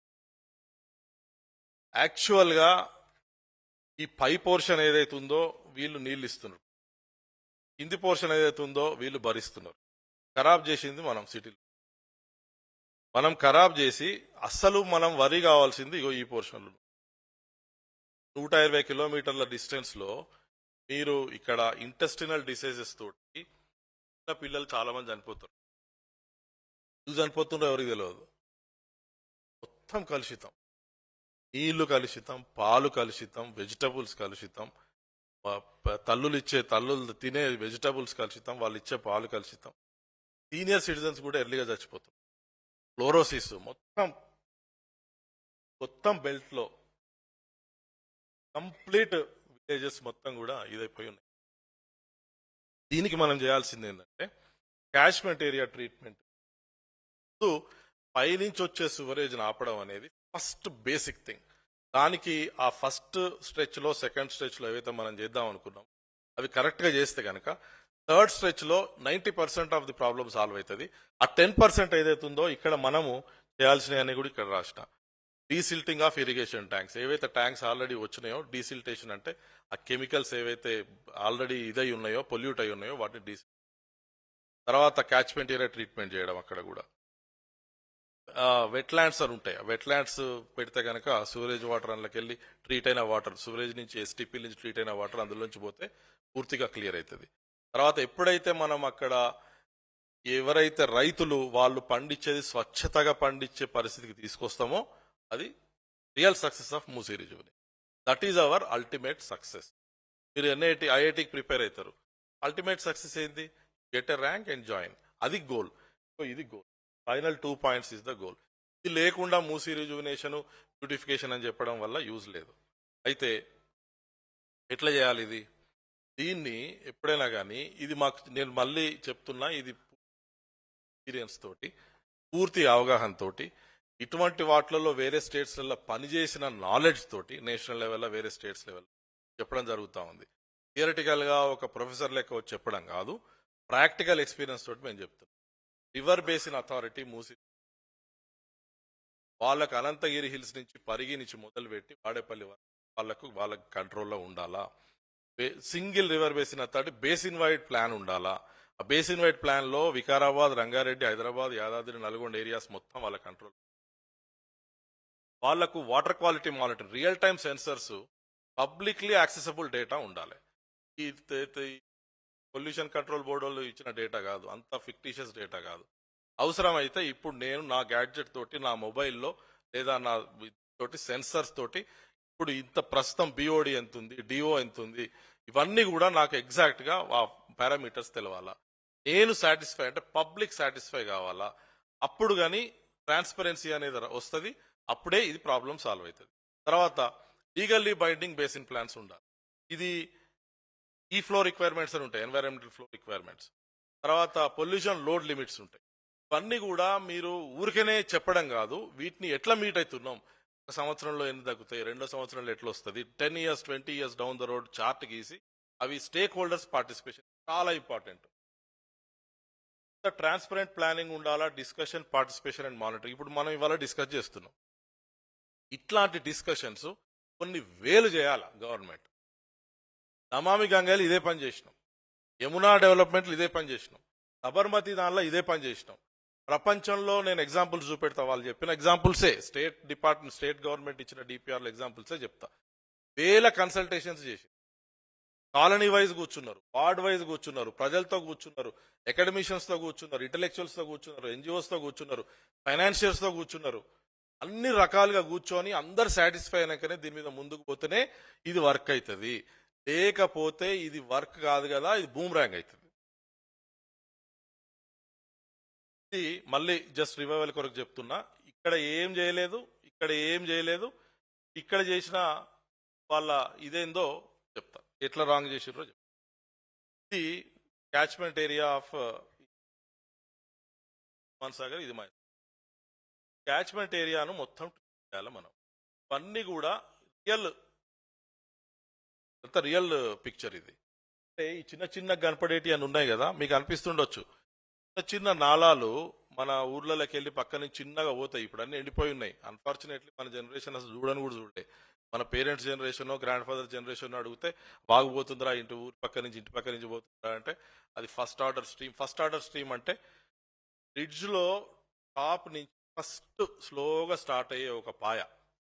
ఆ పాయలన్నీ ఫస్ట్ ఆర్డర్స్ అన్ని కలిసి సెకండ్ ఆర్డర్లో కలుస్తాయి. సెకండ్ ఆర్డర్ అంటే నెక్స్ట్ లెవెల్. ఆ తర్వాత అన్ని కలిసి third order, fourth order, final గా ఆర్డర్, ఫిఫ్త్ ఆర్డర్. అన్ని చిన్న ట్రీట్మెంట్ ఇంత మొత్తం దీనిలో ట్రీట్మెంట్ చేయాలి. వీళ్ళు ఫోకస్ చేసింది ఈ ఏరియా అని చెప్తే ఇది మొత్తం కూడా ఇగ్నోర్ చేసిండ్రు. ఎట్లా చేయాలి? నుంచి ఎక్కడి నుంచి అయితే పైనుంచి నీళ్ళు, సర్ఫేస్ వాటర్ను, సాయిల్ మాయిశ్చర్ ఇంప్రూవ్, గ్రౌండ్ వాటర్ని ఇంక్రీజ్ చేయాలా. దానికి ఏం చేయాలి? ఫస్ట్ ఆర్డర్ స్ట్రీమ్ ఇందాక చెప్పిన కదా, చిన్న చిన్న పాయలు, stagger trenches, continuous contour trenches, percolation tanks, MI tanks, check dams, barrages, ఇవన్నీ కట్టినప్పుడు ఏమైతే రెయిన్ వాటర్ ఏదైతే వచ్చి పడుతుందో ప్రతి చుక్క కూడా అది పర్కలేషన్ అంటే మొత్తం గ్రౌండ్ వాటర్ పర్కలేట్ చేస్తుంది అంతే. మనం సర్ఫేస్ స్టోరేజ్ లెక్క బరాజ్ అంటేనేమో సర్ఫేస్ స్టోరేజ్. పర్కలేషన్ అన్న అది ఓన్లీ నీళ్ళని ఆపుతుంది, ఓన్లీ భూగర్భంలోకి పోయేందుకు చేస్తుంది ఆ వాటర్ని. That is called percolation structure. ఇవన్నీ కూడా నేను రాజస్థాన్లో 4 లక్షల స్ట్రక్చర్స్ ఇటువంటివి చేసి, నేను చేసిన 4 లక్షల స్ట్రక్చర్స్ రాజస్థాన్. అంటే సో దీనివల్ల ఏమవుతుంది అంటే భూగర్భ జలాలు పైకి వస్తాయి, సర్ఫేస్ వాటర్ క్లీన్ అవుతుంది, రివర్ ఫ్లో స్టార్ట్ అవుతుంది, రివర్ ఎకోసిస్టమ్ రివైవ్ అవుతుంది, లైఫ్ సపోర్ట్ స్టార్ట్ అవుతుంది, మొత్తం రివర్ పై నుంచి మొత్తం రీజువినేట్ అయ్యి I'm ready for my city. That is the point here. ఇది కంప్లీట్ గా అసలు వీళ్ళు ముట్టుకుంటలేదు. నేను చెప్పిన రిడ్జ్ టు వాటర్ అప్రోచ్, ఇక్కడ నుంచి ఫస్ట్ ఆర్డర్ స్ట్రీమ్ కట్టాలను అప్రోప్రియేట్, ఫస్ట్ ఆర్డర్స్ అన్ని వచ్చి సెకండ్ ఆర్డర్ అన్ని వచ్చి థర్డ్ ఆర్డర్, ఫైనల్ గా మెయిన్ ఆర్డర్. ఎక్కడెక్కడ ఏమేమి స్ట్రక్చర్స్ కడితే ఈ మొత్తం మొత్తం కూడా వాటర్ రివైవ్ అయింది అనేది ridge to valley saturation mode అంటారు దీన్ని. ఇది వాటర్ షెడ్ కానీ గ్రౌండ్ వాటర్ డిపార్ట్మెంట్లో పనిచేసేటోళ్ళు కానీ రీఛార్జ్ చేసేటోళ్ళు కానీ వాళ్ళకు చాలా మంచి అవగాహన ఉంటుంది. రాజస్థాన్లో ఒక one of the real example నేను ఇచ్చేది, వన్ ఆఫ్ ది బ్లాక్ అంటే మన మండల్ లెక్క. ఇక్కడ స్ట్రక్చర్స్ ఎట్లా చేసినాము, ఏ department, agriculture, forest department, ground water department, horticulture, PHED, Panchayati Raj, rural development, water resource department, water shed, ఇన్ని డిపార్ట్మెంట్స్ ఇన్వాల్వ్ అయ్యి ఈ డిపార్ట్మెంట్ సెక్రటరీస్ అందరు కూర్చొని ఎవరెవరు ఏ స్ట్రక్చర్స్ చేస్తారనేది ప్లాన్ చేసుకొని డిపిఆర్ ప్రిపేర్ చేసి ఒక అవగాహనతో ఒక ఇంటిగ్రేటెడ్ అప్రోచ్ తోటి వర్క్ చేస్తే ఇది అవుతుంది. ఈ డిపార్ట్మెంట్స్ అసలు మీరు వేరే డిపార్ట్మెంట్లు అడిగి, వాటర్ రిసోర్స్ డిపార్ట్మెంట్లో అసలు మూసీ రిజువనేషన్ గురించి తెలిసిన వాళ్ళు లేరు. ఇక్కడ మున్సిపాలిటీ డిపార్ట్మెంట్ చేసి డిపార్ట్మెంట్స్ ఇన్వాల్వ్ చేసి మీరు వాళ్ళని లైన్లోకి తీసుకుని వాళ్ళతో కలిసి పనిచేస్తేనే. సో ఇట్లా valley approach, saturation mode, water budgeting, remote sensing, వాటితోటి నేను ఇప్పుడు Google web enabled GIS monitoring అన్ని కూడా చేయాల్సి ఉంటుంది. ఇది real picture that I'm showing. ఇక్కడ మొత్తము మన మెయిన్ క్యాచ్మెంట్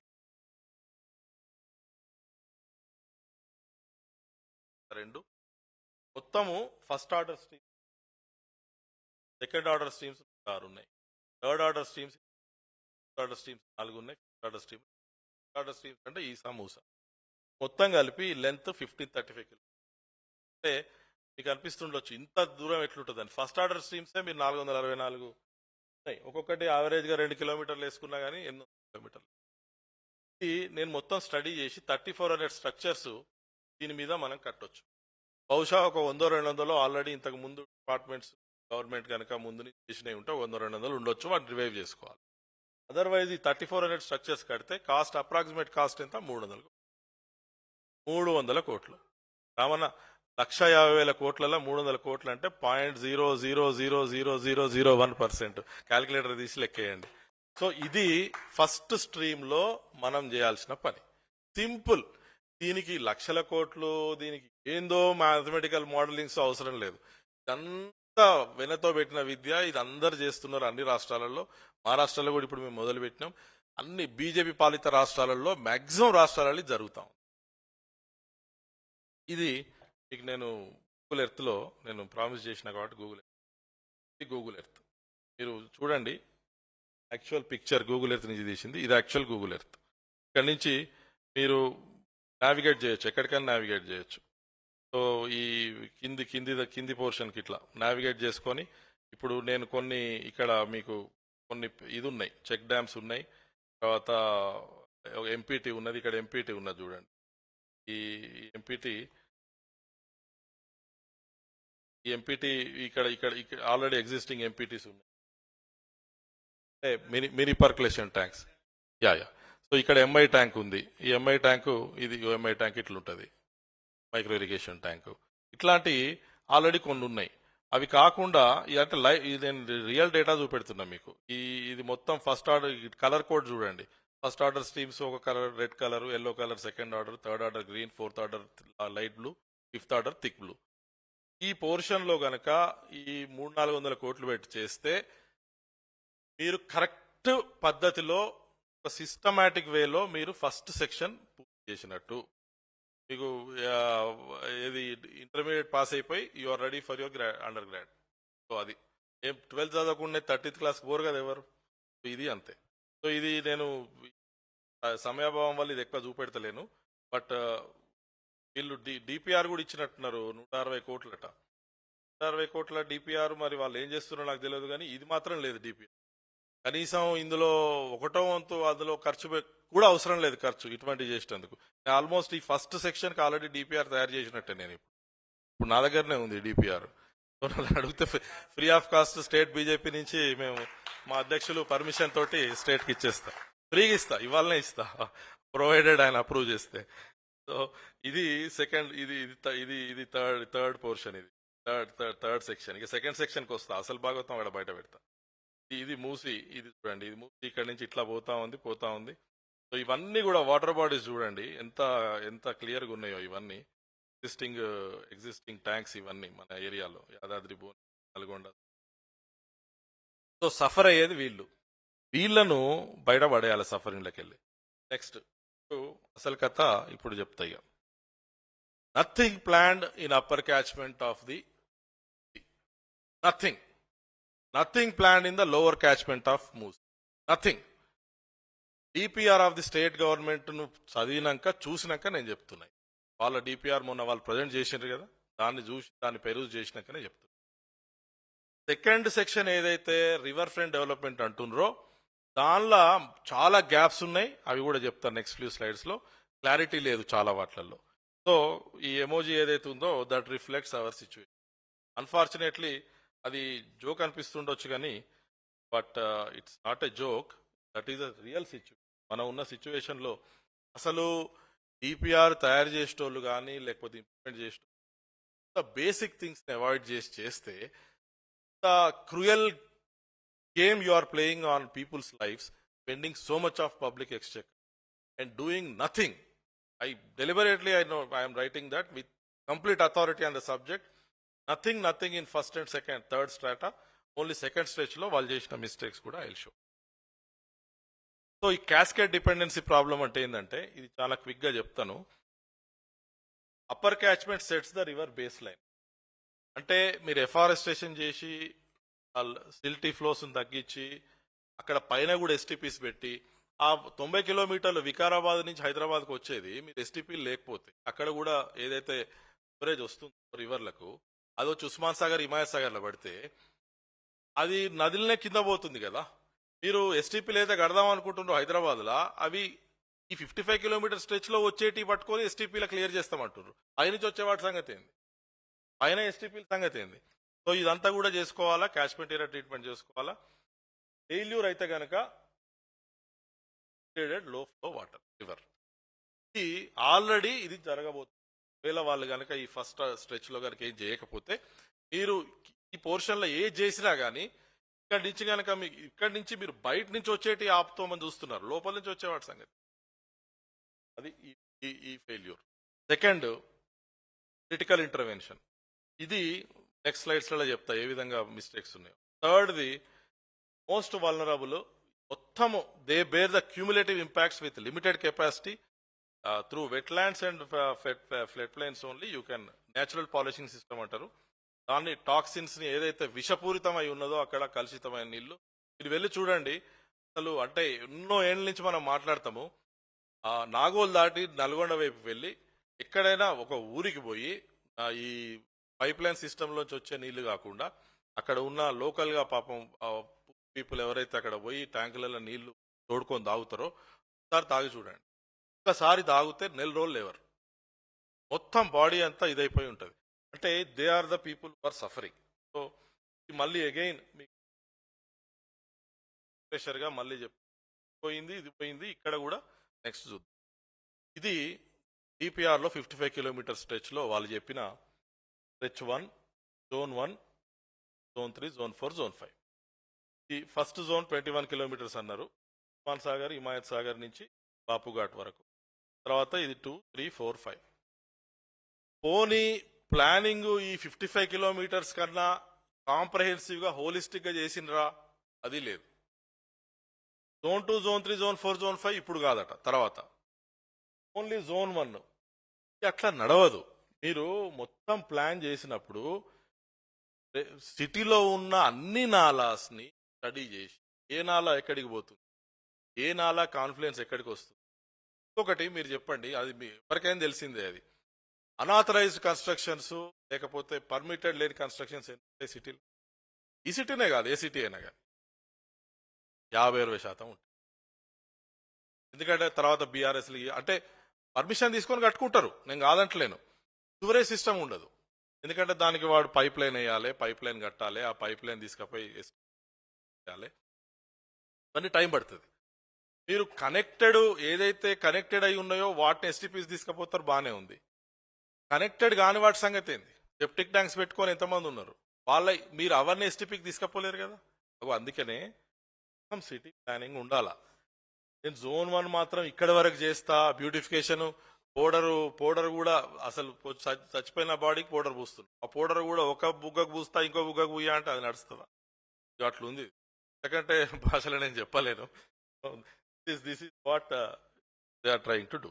నెంబర్ 1. నెంబర్ 2, సరే ఇప్పుడు ఉస్మాన్ సాగర్, హిమాయత్ సాగర్ ని లైవ్ చేయాలా, ఈ క్యాచ్మెంట్ ఏరియాను మొత్తం క్యాలిక్యులేట్ చేసినప్పుడు ఇక్కడ వాళ్ళు చెప్పింది ఏంటంటే, ఇది ఇప్పుడు మనకు ఏదైనా ఒక నది పోతుంది, మనకు డ్యామ్స్ లేవనుకోండి. హిమాయత్ సాగర్, ఉస్మాన్ సాగర్ 2 డ్యామ్స్ ఉన్నాయి కాబట్టి ఆ డ్యామ్స్ 2 మనకు రెగ్యులేట్ చేస్తాయి వాటర్ని. సపోజ్ అవి లేవనుకోండి, ఇప్పుడు రివర్ ఫ్లో అవుతుంది కదా కంటిన్యూస్ గా. అప్పుడు రివర్ ఫ్లో అయ్యేటప్పుడు ఫ్లడ్ ఎంత వస్తుంది అనేది క్యాలిక్యులేషన్ ఒక పద్ధతిలో ఉంటుంది. డ్యామ్స్ ఉన్నప్పుడు వాటి రెగ్యులేట్ చేస్తున్నప్పుడు ఆ ఫ్లడ్ ని క్యాలిక్యులేట్ చేసే పద్ధతి ఒక రకంగా ఉంటుంది. అంటే ఈ హిమాయత్ సాగర్ లో స్పిల్వే కెపాసిటీ ఎంతైతే నీళ్లు వదులుతుందో కిందికి, దాన్ని క్యాలిక్యులేట్ చేసి అది 55 కిలోమీటర్స్ వరకు flood plain zoning. Flood plain అంటే చెప్పినా కదా, నీళ్లు ఏదైతే భూభాగానికి పోతాయో అది ఫ్లడ్ ప్లేన్. దానిలో వీళ్ళు ఏం చేసిండ్రు, 70 మీటర్స్ అన్నారు, 13 మీటర్లు, 27 మీటర్లు 27 మీటర్లు అన్నారు, 21 31 అన్నారు, మొత్తం 200 చేసిండ్రు. లో ఇచ్చింది 200 మీటర్లు. అది ఈ భాగం మిడిల్ పాయింట్ ఆఫ్ మూసీ నుంచి 200 మీటర్లు 100 మీటర్లు వాళ్ళు ఇప్పుడు బఫర్ జోన్ అంటున్నారు. ఇందులో ఉన్న వాళ్ళందరినీ ఖాళీ చేస్తాం అనేది ఫస్ట్ పాయింట్. తర్వాత ఇక 1 కిలోమీటర్ 2 కిలోమీటర్లు 5 కిలోమీటర్ల సంగతి తర్వాత వద్దాం. ముందు బఫర్ జోన్ అనేది ఇది వాళ్ళు క్యాలిక్యులేట్ చేసింది. అయితే వాళ్ళు క్యాలిక్యులేట్ చేసింది 1.53 lakh క్యూసెక్ క్యాలిక్యులేట్ చేసి దాని ప్రకారం ఇది చేసినామని అన్నారు. అయితే ఇక్కడ పాయింట్ ఏంటంటే, ఇది ఉస్మాన్ సాగర్ది, 26,300 క్యాలిక్యులేట్ చేసి, అయితే రెండింటికంటే ఎక్కువ ఇది ఉంది కాబట్టి దీన్ని కూడా ఏం చేసిండ్రు, ఈ 46 మీటర్లు ఇదంతా కూడా పెంచి పడేసి ఇది కూడా 200 మీటర్లు చేసి, ఇప్పుడు ఎంబాంక్మెంట్స్ అంటే ఈ ఎంబాంక్మెంట్స్ లేకుండా ఫ్లడ్ ఉందని చెప్పి ఎంబాంక్మెంట్ అంటే ఇప్పుడు దీన్ని 55 కిలోమీటర్లు ఏం చేయబోతున్నారు తెలుసా? ఒక గోడ ఇటొక గోడ కడుతున్నారు. కట్టేసి ఎంబాంక్మెంట్ అంటే గోడ కట్టేసి దీన్ని ఒక ఛానల్ గా చేస్తున్నారు. అంటే ఇక దీనికి ఇక్కడ నుంచి ఏదైనా వాటర్ వస్తుంది అనుకోండి, అంటే గ్రౌండ్ వాటర్ రీఛార్జ్ సిటీ కాబట్టి కొంత తక్కువ అవకాశం, బట్ ఇటు నుంచి ఈ రివర్కి సంబంధం లేకుండా చేస్తున్నారు. Catchment area of the river ఏదైతే ఉందో ఇక్కడ, దీనికి మొత్తానికి రివర్కి సంబంధం లేకుండా గోడలు కట్టుపడేస్తారు. దానివల్ల ఏం చేస్తున్నారంటే ఇక్కడి నుంచి ఇక్కడికి ఓన్లీ ఛానల్, అంటే ఆర్టిఫిషియల్ ఛానల్ ఏదైతే ఉంటుందో ఉస్మాన్ సాగర్లోకి వెళ్ళి హిమాయత్ సాగర్లోకి వెళ్ళి పోయే నీళ్లు మాత్రమే అందులో ఉంటాయి. వేరే లైఫ్ సిస్టమ్ లేకుండా చేస్తున్నారు. ఇది తప్పు. ఎంబాంక్మెంట్స్ ఎప్పుడైనా ఎక్కడైతే అవసరమో, ఫ్లడ్ ప్లేన్ ఇప్పుడు రామచంద్రరావు గారి ఇల్లు ఉంటుంది ఒక దగ్గర, ఆ ఫ్లడ్ ప్లేన్ కొంచెం దగ్గర ఉంటుంది. అక్కడ చాలా ఇప్పుడు హైకోర్టు ఉంది మన దగ్గర, ఎందుకు ఎగ్జాంపుల్ లైవ్ ఎగ్జాంపుల్ చెప్పు, హైకోర్టు ఉంది, హైకోర్టు దగ్గర ఎంబాంక్మెంట్ ఉంది, అక్కడ ఎంబాంక్మెంట్ కట్టు, ఎందుకంటే అది కొంచెం దగ్గరకు ఉంది. వేరే దగ్గర ఎక్కడైతే దూరం ఉందో, నదికి దూరంగా ఉన్న ప్లేసెస్ కి ఎంబాంక్మెంట్ అవసరం లేదు, గోడ కట్టాల్సిన అవసరం లేదు. Let the free flow, let the free space be there for the river. అట్లా కాకుండా ఏం చేసిండ్రు, ఇది ఇగో ఇట్లా ఫ్లో ఉంది, ఇట్లా ఎంబాంక్మెంట్ కడుతున్నామని చెప్పి ఇది arresting the river with embankments all through 55 kilometres is wrong. తర్వాత ఫ్లడ్ ప్లేన్ జోనింగ్ అంటే సిడబ్ల్యూసి, సెంట్రల్ వాటర్ కమిషన్, ఇది premier authority organisation in the country. వీళ్ళు ఏం చేసిండ్రంటే 1 in 5 year flood, 1 in 25 year flood, 1 in 100 year flood, అంటే 5 ఏళ్లకు ఒకసారి వచ్చే ఫ్లడ్, 25 ఏళ్లకు ఒకసారి వచ్చే ఫ్లడ్, 100 ఏళ్లకు ఒకసారి వచ్చే ఫ్లడ్, దీని ప్రకారం మీరు బఫర్ జోన్ క్రియేట్ చేయండి అని చెప్పిండ్రు. రైట్, ఇది వాళ్ళు చెప్పింది. ఈ 1 in 5 year ప్రొటెక్టెడ్ జోన్ అంటారు, 25 years రెగ్యులేటరీ జోన్ అంటారు, 100 years లో వచ్చేది వార్నింగ్ జోన్ అంటారు. వాళ్ళు చెప్పింది ఇది సెంట్రల్ వాటర్ కమిషన్, ఇక్కడ మొత్తం గైడ్ లైన్స్ మొత్తం రాసిన, ఇక్కడ ఇది ministry of Jal Shakti, central water commission చెప్పిన గైడ్ లైన్స్ ఇవి. ఇది దీని ప్రకారము రూరల్ ఏరియాస్లో అయితేనేమో ఈ వార్నింగ్ జోన్ కూడా అవసరం లేదు, ప్రొటెక్టెడ్ అండ్ రెగ్యులేటరీ, ఇది రూరల్ ఏరియాస్లో. తర్వాత ఇది అర్బన్ ఏరియాస్లో. అయితే ఇక్కడ ప్రొటెక్టెడ్ జోన్ ఏదైతే ఉందో ఇక్కడ మాత్రమే ఏ కన్స్ట్రక్షన్ కూడా ఉండకూడదు. This is what we need to understand. ఇండ్లను తీసేస్తాము అంటే నది కొరకు, నది ప్రవాహం కొరకు, రివర్ రిజువనేషన్ కొరకు రివర్ హెల్త్ కొరకు, లేకపోతే అసలు ఫస్ట్ ఆఫ్ ఆల్ చేసేది దేని కొరకు? ప్రజల కొరకు అంటే కూడా ముందు మూసి కొరకు చేయాలి. మనం మూసిని బతికించుకోవాలి కదా. దాని కొరకు ఎంక్రోచ్మెంట్స్ ఈ 1 in 5 year ఫ్లడ్ లో ఇక్కడ ప్రొటెక్టెడ్ జోన్ లో సిడబ్ల్యూసీ చెప్పేది, నేను చెప్పేది కాదు, సెంట్రల్ వాటర్ కమిషన్ చెప్పే గైడ్ లైన్స్ ఇవి. ఇక్కడ మాత్రం ఉండకూడదు. రెగ్యులేటరీ జోన్ లో ఏముండొచ్చు ఇక్కడ చదవండి. ప్రొటెక్టెడ్ జోన్ లో ఏ construction, all kinds of permanent construction including all these things not be there. Regulatory zone లో రెసిడెన్షియల్ సెటిల్మెంట్స్ ఉండకూడదు, ఎక్సెప్ట్ పబ్లిక్ ఇన్స్టిట్యూషన్స్, గవర్నమెంట్ ఆఫీసులు, యూనివర్సిటీలు, ఎడ్యుకేషన్ ఇన్స్టిట్యూషన్స్, చాలా థింగ్స్ అలౌడ్. ఎక్కడ? రెగ్యులేటరీ జోన్ లో. ఇక్కడ ఇక ఇక ఇంకా ఈ వార్నింగ్ జోన్ చూడండి. Hazardous waste producing chemical industries తప్పితే మిగతా అన్ని allowed. Other industries, hospitals, power installations ఇవన్నీ అలౌడ్ వార్నింగ్ జోన్ లో. ఇది government of India guide lines. వాళ్ళు ఏం చేస్తున్నారు? ఇది మొత్తం 200 మీటర్, ఇది మళ్ళా పోనీ ఈ క్యాలిక్యులేషన్ కూడా ఏం చేసిండ్రు, ఇవి ఏవైతే ఉన్నాయో 1 in 5 year protected, regulatory, warning, ఇదంతా పోనీ 200 మీటర్లు అవుతుందా? అయితలేదు. వీళ్ళు వేసుకున్న 200 మీటర్లు, వీళ్ళు వేసుకున్న 200 మీటర్లు ఇప్పుడు ఆ సిడబ్ల్యూసి గైడ్ లైన్స్ ని దీనికి ఎట్లా ట్రాన్స్లేట్ చేసింది అనేది లేదు డిపిఆర్ లా. ప్లస్ జోక్ ఏంటంటే అన్ని ప్లేసెస్లలో సేమ్ 200 మీటర్, 100 మీటర్లు ఎట్లుంటది? ఓ దగ్గర నది దగ్గరకు ఉంటుంది, ఓ దగ్గర దూరం ఉంటుంది, ఓ దగ్గర బెండ్ ఉంటుంది, ఓ దగ్గర 50 మీటర్లు ఉండొచ్చు. ప్రొటెక్టెడ్ జోన్ ఏదైతే ఉంటుందో, ప్రొటెక్టెడ్ జోన్ అనేది ఇది ప్రొటెక్టెడ్ జోన్ అనేది ఓ దగ్గర 5 మీటర్లు ఉండొచ్చు, ఓ దగ్గర 10 మీటర్లు ఉండొచ్చు, 20 మీటర్లు ఉండొచ్చు. ఇది దీన్ని ప్రొటెక్ట్ చేయాలి తప్పితే వీటిలలో ఉన్న వాళ్ళని ఖాళీ చేసి 100 మీటర్లు ఖాళీ చేసి మళ్ళీ దీన్ని అమ్ముకునేది మళ్ళీ ఏంది? ఇప్పుడు అప్పుడేం చేస్తారు? మళ్ళా ఈ సిడబ్ల్యూసి గైడ్ లైన్స్ చెప్పి మళ్ళీ రియల్ ఎస్టేట్లకు అమ్ముతారు. గైడ్ లైన్స్ ఉన్నాయి, బిల్డింగ్స్ కట్టుకోవచ్చు అని ఉన్నాయి, హెజార్డస్ ఇండస్ట్రీస్ లేకుండా మిగతా అన్ని ఇచ్చేస్తారు. ఇది అసలు ఫండమెంటల్ ఫ్లా ఏంటంటే సిడబ్ల్యూసి గైడ్ లైన్స్ ను వీళ్ళు బఫర్ జోన్ కి ఎట్లా ట్రాన్స్లేట్ చేసినారు అనేది క్లారిటీ లేదు. Deep number 2, CWC guide lines ప్రకారము నీకు ఈ జోన్ లో ఏదైతే ఉందో ప్రొటెక్టెడ్ జోన్ కాకుండా మిగతా జోన్లు ఏవైతే ఉన్నాయో పార్క్స్ ఇవన్నీ చూపెడుతున్నారు కదా. 55 కిలోమీటర్ల లెంత్ పార్క్ అవసరమా? ఇది ఇంటి పక్కన పార్క్ ఎంతమంది పోతారు ఒకసారి చేయొద్దండి. మన ఇంటి పక్కన పార్క్ లేజీ అయిపోయింది మన జనరేషన్. 55 కిలోమీటర్లు ఇంత పార్క్ అవసరమా మనకు? కిలోమీటర్ 2 కిలోమీటర్లు ఉంటే చాలు. 10 కిలోమీటర్లకు ఒక ½ కిలోమీటర్ ఉంటే చాలు, దానికి పోతేనే గొప్ప. అట్లాంటిది 55 కిలోమీటర్, అది కూడా పార్క్ల పేరు మీద. తర్వాత అంటే ట్రాన్స్పరెన్సీ లేదు డిపిఆర్ లో, ట్రాన్స్పరెన్సీ లేకుండా. సో ఎనీవే బాటమ్ లైన్ ఇందాక నేను చెప్పింది ఇది కూడా డెవలప్మెంట్ రెగ్యులేషన్స్. ఇందాక ఎంబాంక్మెంట్స్ దానిలో సిడబ్ల్యూసి గైడ్ లైన్స్ ఏమున్నాయంటే ఎక్కడైతే ప్రొటెక్టెడ్ జోన్ ఉందో అక్కడ అవసరమైన దగ్గర ఎంబాంక్మెంట్స్ పెట్టు అని ఉంది. అది ఉస్మానియా హాస్పిటల్, హైకోర్టు దగ్గర వ్యాలిడ్. ఇది ఫ్లడ్ ప్లైన్ జోనింగ్ ఒక 2 రివర్స్ వచ్చి కలుస్తాయి. రామచంద్రరావు గారు ఇందాక చెప్తూ మధు పార్క్ రిడ్జ్ గురించి మాట్లాడినారు. 2 రివర్స్ వచ్చి కలిసే దగ్గర కూడా ఆ రివర్కు ఈ రివర్కు ఉన్న బఫర్ జోన్ వరకు చూసుకోవాలి తప్పితే ఇక్కడ ఏం చేస్తున్నారు? 300 ఎకరాలు 400 ఎన్ని చేస్తున్నారు అందరు కూడా. వీళ్ళు మధు పార్క్ రిడ్జ్ నేను స్టడీ చేసిన, మధు పార్క్ రిడ్జ్ నేను గూగుల్ ఎర్త్కి పోయి స్టడీ చేసిన. వీళ్ళు వార్నింగ్ జోన్లు ఉన్నారు, వీళ్ళు ఆ ప్రొటెక్టెడ్ జోన్లో లేరు. మా అధ్యక్షులకి ఇప్పుడు ఇంతకు ముందు చెప్పలేదు, ఇప్పుడే చెప్తున్నా. సో ప్రొటెక్టెడ్ జోన్లా అంటే పాపం వాళ్ళు పోతారు. వాళ్ళు ఉన్నది రెగ్యులేటరీ జోన్, కొంచెం ఈ రెగ్యులేటరీ జోన్ లో కొంచెం ఉన్నారు, వార్నింగ్ జోన్ లో ఎక్కువ ఉన్నారు. వాళ్ళు ఎందుకు ఖాళీ చేయించాలా? అవసరం లేదు. అంటే ఎవరిని కొట్టి ఎవరికి పెడుతున్నాం అనేది కూడా ఇప్పుడు ఒక హ్యూమనిటేరియన్ ఇది ఉండాలి. పార్కులు, రిక్రియేషను, లేకపోతే ఏది రియల్ ఎస్టేట్ అని చెప్పి తర్వాత ఇక్కడ కూడా ఈ క్యాలిక్యులేషన్ కూడా పోనీ వాళ్ళు క్యాలిక్యులేట్ చేసింది కూడా కరెక్టా అంటే, ఇది కూడా కరెక్టా అంటే ఇందులో కూడా మిస్టేక్ ఉంది. ఏం మిస్టేక్ అంటే చూడండి, Indian national commission on irrigation and drainage, ఈ డాక్యుమెంట్స్ అన్ని ఇవన్నీ చాలా సింపుల్ అండి. ఇన్సిడ్, తర్వాత ఇంటర్నేషనల్ ఐసిఐడి, ఇవన్నీ కూడా మేము కలిసి పనిచేస్తాం ఢిల్లీలో.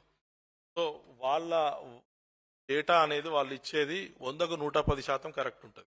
వాళ్ళు చెప్పిన డేటా వాళ్ళ దగ్గర ఎక్స్ట్రాక్ట్ తీసుకున్నాను నేను మొన్న. తీసుకుంటే ఇక్కడ చూడండి, ఈ 1,60,000 క్యూసెక్లు హిమాయత్ సాగర్ నుంచి, 1,05,000 క్యూసెక్లు ఉస్మాన్ సాగర్ నుంచి. మరి వాళ్ళు ఇక్కడి నుంచి ఇది మ్యాచ్ అవుతుంది. 1,53,000 తీసుకున్నారు. ఇది 1,05,000 తీసుకోకుండా 26,000 తీసుకున్నారు. అంటే ఈ స్టేట్ గవర్నమెంట్ దీనికి మ్యాచ్ అయితే లేదు. ఉస్మాన్ సాగర్ ఇందాక చూపించిన కదా నేను మీకు, 26,300 తీసుకున్నారు. 1,04,000 తీసుకోవాలి మరి దాని ప్రకారం. అంటే ఎక్కడ క్లారిటీ లేకుండా, దీనివల్ల ఇప్పుడు ఈపీఆర్లో క్లారిటీ ఏమేం లేదనేది నేను మీకు మళ్ళీ ఒకసారి క్లియర్గా చెప్తున్నా. 1 in 100 years రిటర్న్ పీరియడ్ ఏదైతే ఉందో అది క్యాలిక్యులేషన్ సరిగా లేదు. తర్వాత ఫ్లడ్ రౌటింగ్ కానీ ఇది కానీ సిడబ్ల్యూసీ గైడ్లైన్స్ ప్రకారం జరగలేదు. తర్వాత డేటా ఏదైతే సిడబ్ల్యూసీని కాన్ఫరెన్స్ తీసుకోలేదు. నాకు మొన్న ఫ్లడ్ ప్లైన్ జోనింగ్ మీద ఒక కాన్ఫరెన్స్ అయింది. చీఫ్ ఇంజనీర్ సిడబ్ల్యూసీ నుంచి ఆయన మీటింగ్ అటెండ్ అయినాక పొద్దు నన్ను కలుసుకుంటూ పోయిండు. ఆయన ఏం చెప్పిండంటే, సిడబ్ల్యూసీ డిజైన్ ఫ్లడ్ ఇస్తామని మేము ఇస్తే, లేదు మీ ఫ్లడ్ డిజైన్ ఫ్లడ్ మాకు పనిచేస్తలేదు, మాకు చేసుకుంటామని చెప్పి. సో ఇది సిడబ్ల్యూసీని కాన్ఫరెన్స్లోకి తీసుకోలేదు. రేపు మీరు డిపిఆర్ పంపుతారు, రేపు సిడబ్ల్యూసీ క్లియరెన్స్ అవసరం ఉండదా? రేపు ఇంటర్నేషనల్ ఫండింగ్ అవసరం ఉండదా? అంటే నేను what I'm telling is, if you don't involve stakeholders, you don't build confidence among stakeholders, don't satisfy the technical institutions, ఎక్కడ దాకా పోతారు? No clarity on how CWC translated into actual conditions. Buffer zone 100 meters, చాలా మంది displacement భయపడుతున్నారు. రామన్ ఇందాక చెప్పినరు, పాపం రాత్రులు నిద్ర పడతలేదు, వాళ్ళ ఉన్న ఇల్లు క్లారిటీ అంటే, ఇగో ఇది ప్రొటెక్టెడ్ జోన్లోకి వస్తున్నావు బాబు, నువ్వు ఈ 1,200 1,500 ఇళ్లలో నువ్వు ఉన్నావు అని చెప్పి గౌరవప్రదంగా తీసుకపోయి ముందు రీసెటిల్ చేసి, అది కదా చేయాల్సింది. 20,000 30,000 డిస్ప్లే చేస్తాం, ఇటు 2 kilometers అటు 5 kilometers ఇటు kilometers అందరం పోతాం. మొత్తం అందరం తటబడి చదువుకొని పోవాలి. ఇక్కడ నుంచి ఇక్కడ ఉన్న వాళ్ళందరం 5 kilometer రేంజ్లు ఉంటాం. ఎడికని పోతాం? తర్వాత 2027లో ఈ బిల్డ్ చేసినప్పుడు అప్పుడు ఉన్న దీని ప్రకారము ప్రాబబుల్ మాక్సిమం ఫ్లడ్ అనేది స్టాండర్డ్ ప్రాజెక్ట్ ఫ్లడ్ కింద చూసిండ్రు. ఇప్పుడు మారింది ఇది 1985 గైడ్లైన్స్. వీళ్ళు ఏ గైడ్లైన్స్ తీసుకున్నారో తెలియదు. చెప్తున్నా, ట్రాన్స్పరెన్సీ లేదు డిపిఆర్లో. ఆ తర్వాత ఇది ఎన్డీఎస్ఏ యాక్ట్ వచ్చింది, national dam safety authority act. Kaleshwaram విషయంలో అందరం ఎన్డీఎస్ఏ అంటే ఏందో బాగా బాలు గారు నవ్వుతున్నారు. So NDSA the thing is we're so much used to this NDSA guidelines recommend. Dam break analysis, safety of both dams has not been done. Himayat Sagar, Osman Sagar కి ఇలా చేయకుండా, these are the basic pillars that you need to do before you do the DPR. Municipality department DPR చేసి ఎట్లా తెలుస్తుందండి? అసలు WR department involve చేసిండ్రా? I know they did not do it. Sewerage connectivity ఇది ఇంకొకటి. ఇది ఈ కళ్యాణి మున్సిపాలిటీ అని వెస్ట్ బెంగాల్ ఉంది. నేను నమామి గంగేలో పనిచేసేటప్పుడు నేనున్న ఈ మీటింగ్స్ వల్ల, కాబట్టే నేను స్పెసిఫిక్ ఇది మీ దృష్టికి తీసుకొద్దామని అక్కడ ఆ మున్సిపాలిటీలో పోయి మొత్తం ఎస్టీపీలు కట్టినాం. అంటే 20,000 కోట్లు ఏదైతే మేము ఇచ్చినామో వెస్ట్ బెంగాల్ ఎస్టీపీ కట్టింది. 5% ఆఫ్ ది ఎస్టీపీ యూజ్ అవుతున్నది లోడ్. ఏందిరా అని చూస్తే అందరు ఇండ్లు సెప్టిక్ ట్యాంక్స్ పెట్టుకున్నారు, కనెక్షన్ లేదు. ఏంది అని అంటే ఇప్పుడు 20,000 అవుతుంది, 15,000 అవుతుంది, మాకు డబ్బులు లేవు. గవర్నమెంట్ స్పెషల్ దీని కింద అంటే అది గవర్నమెంట్ చేయాలి యాక్చువల్గా. మున్సిపల్ వాళ్ళు పర్మిషన్ ఇచ్చినప్పుడు municipality should provide the infrastructure to connect your sewerage and septic to STPs. So అది కనెక్ట్ చేయించినాక మేము అప్పుడు 60% లోడు పెరిగింది. హైదరాబాద్లో ఎన్ని అనాథరైజ్డ్ ఇండ్లు ఉన్నాయి, ఎన్ని అనాథరైజ్డ్ సెప్టిక్ ట్యాంక్స్ ఉన్నాయి, మీ దగ్గర లెక్క ఉందా? వీటినన్నిటిని ఇప్పుడు మా ఇంటి నుంచి బయటకు పోతుంది సివరేజ్, ఎస్టీపీ అక్కడ ఉంది. ఫస్ట్ నా ఇంటి నుంచి నా కాలనీలో ఉన్న నెట్వర్క్ పోతుందా, ఆ లైన్ నుంచి ఆ ఏరియాకు పోతుందా, ఆ ఏరియా దాని నుంచి మెయిన్ ట్రంక్ లైన్కి పోతుందా? క్యాలిక్యులేషన్స్ అన్ని ఎస్టీపీలు కడుతున్నారు, బాగానే ఉంది. ఇవన్నీ డీటెయిల్ స్టడీ చేయకుండా కెనాట్ ప్రొసీడ్. సో ఇది బాపు గారిది ఇందాక ఇక్కడ ఈ కాన్ఫ్లుయెన్స్ దగ్గర వాళ్ళు చేసే హడావుడి. ఇప్పుడు అంటున్నారు ఎక్కడైనా కానీ ఒక ప్రాజెక్ట్ కడుతున్నప్పుడు ల్యాండ్ ఎక్విజిషన్ అవుతుంది. ల్యాండ్ ఎక్విజిషన్ ఎప్పుడైతుంది? పెద్ద డ్యామ్ కడుతున్నప్పుడు, నాగార్జున సాగరు, శ్రీశైలము, కాళేశ్వరం, లేకపోతే పెద్ద లేకపోతే రైల్వే లైను, రోడ్స్, ఇవన్నీ ఎసెన్షియల్, పబ్లిక్ ఎమ్యూనిటీస్కి ఎసెన్షియల్. పబ్లిక్ ఎమ్యూనిటీ కాదు, పబ్లిక్ లగ్జరీ. ఇది లగ్జరీ కొరకు నువ్వు పట్టా భూముల్ని పట్టాయిన లేపాల్సిన అవసరం లేదు. They are not in protected zone. How can you displace them? What should be done, బహుశా ఇది one of the 2 last slides. What should be done, ఏం చేయాలా చాలా క్లియర్ గా ఇక్కడ నేను మళ్ళా రామచంద్రరావు గారు పర్మిషన్ తీసుకొని ఇది స్టేట్ కి ఇస్తాను. ఫ్రీగా మేము ఇచ్చేది బీజేపీ నుంచి మేము ఇచ్చే సజెషన్ ఇది. ఇది గనక మీరు గనక డిపిఆర్ లో కన్సిడర్ చేస్తే 99% సక్సెస్ అవుతారు. మీరు లేదు తీసుకోము అని అంటే మీ ఇష్టం. So first 100 years flood envelopes identify చేసి మీరు ఎంబాంక్మెంట్ ఛానలైజేషన్ అనే పరిస్థితికి, అంటే రివర్స్ రాకండి. ముందే 100 మీటర్లు నేను ఛానలైజ్ చేస్తా ఎంబాంక్మెంట్ కడతా అని చెప్పి దాని నుంచి రివర్స్ రాకుండా ఫ్లడ్ ఎంత వస్తుంది దాన్ని బట్టి ఎక్కడ ఎంబాంక్మెంట్స్ అవసరము, 55 కిలోమీటర్ల స్ట్రెచ్ లో ఒక 5 కిలోమీటర్ల స్ట్రెచ్ కి అవసరం అవుతుండొచ్చు అక్కడక్కడ సర్టన్ పాకెట్స్ లో, అక్కడ వరకు ఎంబాంక్మెంట్స్ కట్టండి. తర్వాత దాన్ని బట్టి classify impacted settlements, decide which can remain and needs resettlement. దాన్ని బట్టి మీరు రీసెటిల్మెంట్స్ డిసైడ్ చేసి ప్రజలకు ముందుకు రండి. నెంబర్ 1. తర్వాత ఎంబాంక్మెంట్స్ ఎక్కడ అవసరమో అక్కడ. Next jacketing the river. రివర్ని జాకెటింగ్ అంటే ఎంబాంక్మెంట్ ఏదైతే కడుతున్నామో జాకెట్ వేసేస్తున్నావు రివర్కి. అది బయట ప్రపంచానికి నీ బాడీకి జాకెట్ బయట సంబంధం ఉండదు. అది చేస్తే ఏమైందంటే గ్రౌండ్ వాటర్ రీఛార్జ్ ప్రాబ్లం అవుతుంది, సర్ఫేస్ వాటర్ ఇంటరాక్షన్ ప్రాబ్లం అవుతుంది. Jacketing a river has seen lots of problems in the world. ఎన్ని ఇంటర్నేషనల్ ఎగ్జాంపుల్స్ లో జాకెట్ వాళ్ళు చెప్పిన ఎగ్జాంపుల్స్ లోనే చూపెడతా. Jacketing has created lots of problems which they are trying to redo. Is wrong. Seasonal mapping ఇక్కడ ఇదేంటంటే మీరు jacket చేస్తే ఏమవుతుంది, లీన్ ఫ్లోస్ ఒకప్పుడు లీన్ ఫ్లోస్ ఉన్నప్పుడు ఒక తీరుగు ఉంటుంది, మాన్సూన్ అప్పుడు ఇంకో. మాన్సూన్ ఫ్లోస్ వచ్చినప్పుడు ఎస్టీపీ ట్రీట్మెంట్ చేయకుండా కొన్ని స్టామ్ వాటర్ వచ్చి ఇలా కలిసిందని అది కలవకుండా పోతుంది. సో ఎంబాంక్మెంట్స్ కట్టడం అనేది 60% of the project cost comes embankment construction. Don't have to waste the money. తర్వాత బ్యాథింగ్ స్టాండర్డ్ తీసుకురావాలి. Of environment forest Namami Gange programme లో పిఓడి అని ఉంటుందండి. ఈ less than 3 parts per million ఉంటే ఇది మనుషులు ఉపయోగించవచ్చు. మున్సిపల్ స్టాండర్డ్స్ ప్రకారం STP 10 parts per million allowed. అంటే ఇది బాతింగ్ స్టాండర్డ్ కాదు. మున్సిపాలిటీ స్టాండర్డ్ ప్రకారం స్టోరేజ్ లేదు, నీళ్లు ఓకే అంటే ఫ్లోయింగ్ ఓకే, బట్ మనం ముట్టుకోవాలి దిగాలి అంటే లెస్ దాన్ 3 ఉండాలి. వీళ్ళు ప్లాన్ చేసేది దీనికి, చేయాల్సింది దీనికి ఓఎఫ్ గైడ్ లైన్స్ ప్రకారం. లేకపోతే నువ్వు బోట్లు పెట్టినా లక్షల కోట్లు పెట్టి నువ్వు బోటింగ్ హౌజులు కట్టినా ఇంటర్నేషనల్ రోడ్ కట్టినా వాడు వచ్చి ఒక ముట్టుకొని కూడా ముట్టుకోవడం. What to get to this standard. దానికి రావాలంటే ఏం చేయాలా, పాలిషింగ్ అంటారు. వెట్ ల్యాండ్స్ ఉంటాయి, ఇప్పుడు వెట్ ల్యాండ్స్ కట్టాలి. అసలు వెట్ ల్యాండ్స్ అనేది నాకు ఇంతవరకు ఎక్కడో ఒక దగ్గర చూసిన డిపిఆర్లో కానీ అది ఎక్కడా కడతారు. వెట్ ల్యాండ్స్ అంటే ఏంటంటే ఇప్పుడు మీరు ఎస్టీపీ నుంచి స్టోరేజ్ ట్రీట్మెంట్ అయ్యి వచ్చి టెర్షరీ ట్రీట్మెంట్ అంటే, టెర్షరీ ట్రీట్మెంట్ అంటే first primary secondary tertiary treatment అయినాక ఆ నీళ్లను వాడొచ్చు. ఓఎఫ్ గైడ్ లైన్స్ ప్రకారము ఆ టెర్షరీ ట్రీట్మెంట్ అయిన వాటర్ కూడా నదిలోకి పోస్తానికి లేదు. అది మున్సిపాలిటీ రోడ్ల మీద మొక్కల్ని చెట్లను పెంచడానికి, గార్డెన్స్ పార్కులను పెంచడానికి వాడాలి. ఇక్కడ ఆ నీళ్ళని తీసుకుపోయి మళ్ళీ నదిలో పోద్దామని డిసైడ్ చేశాం. అట్లా చేసినప్పుడు 10 ppm నుంచి 3 ppm తీసుకురావాలి. దీనికి ప్రొవిజన్స్ లేవు.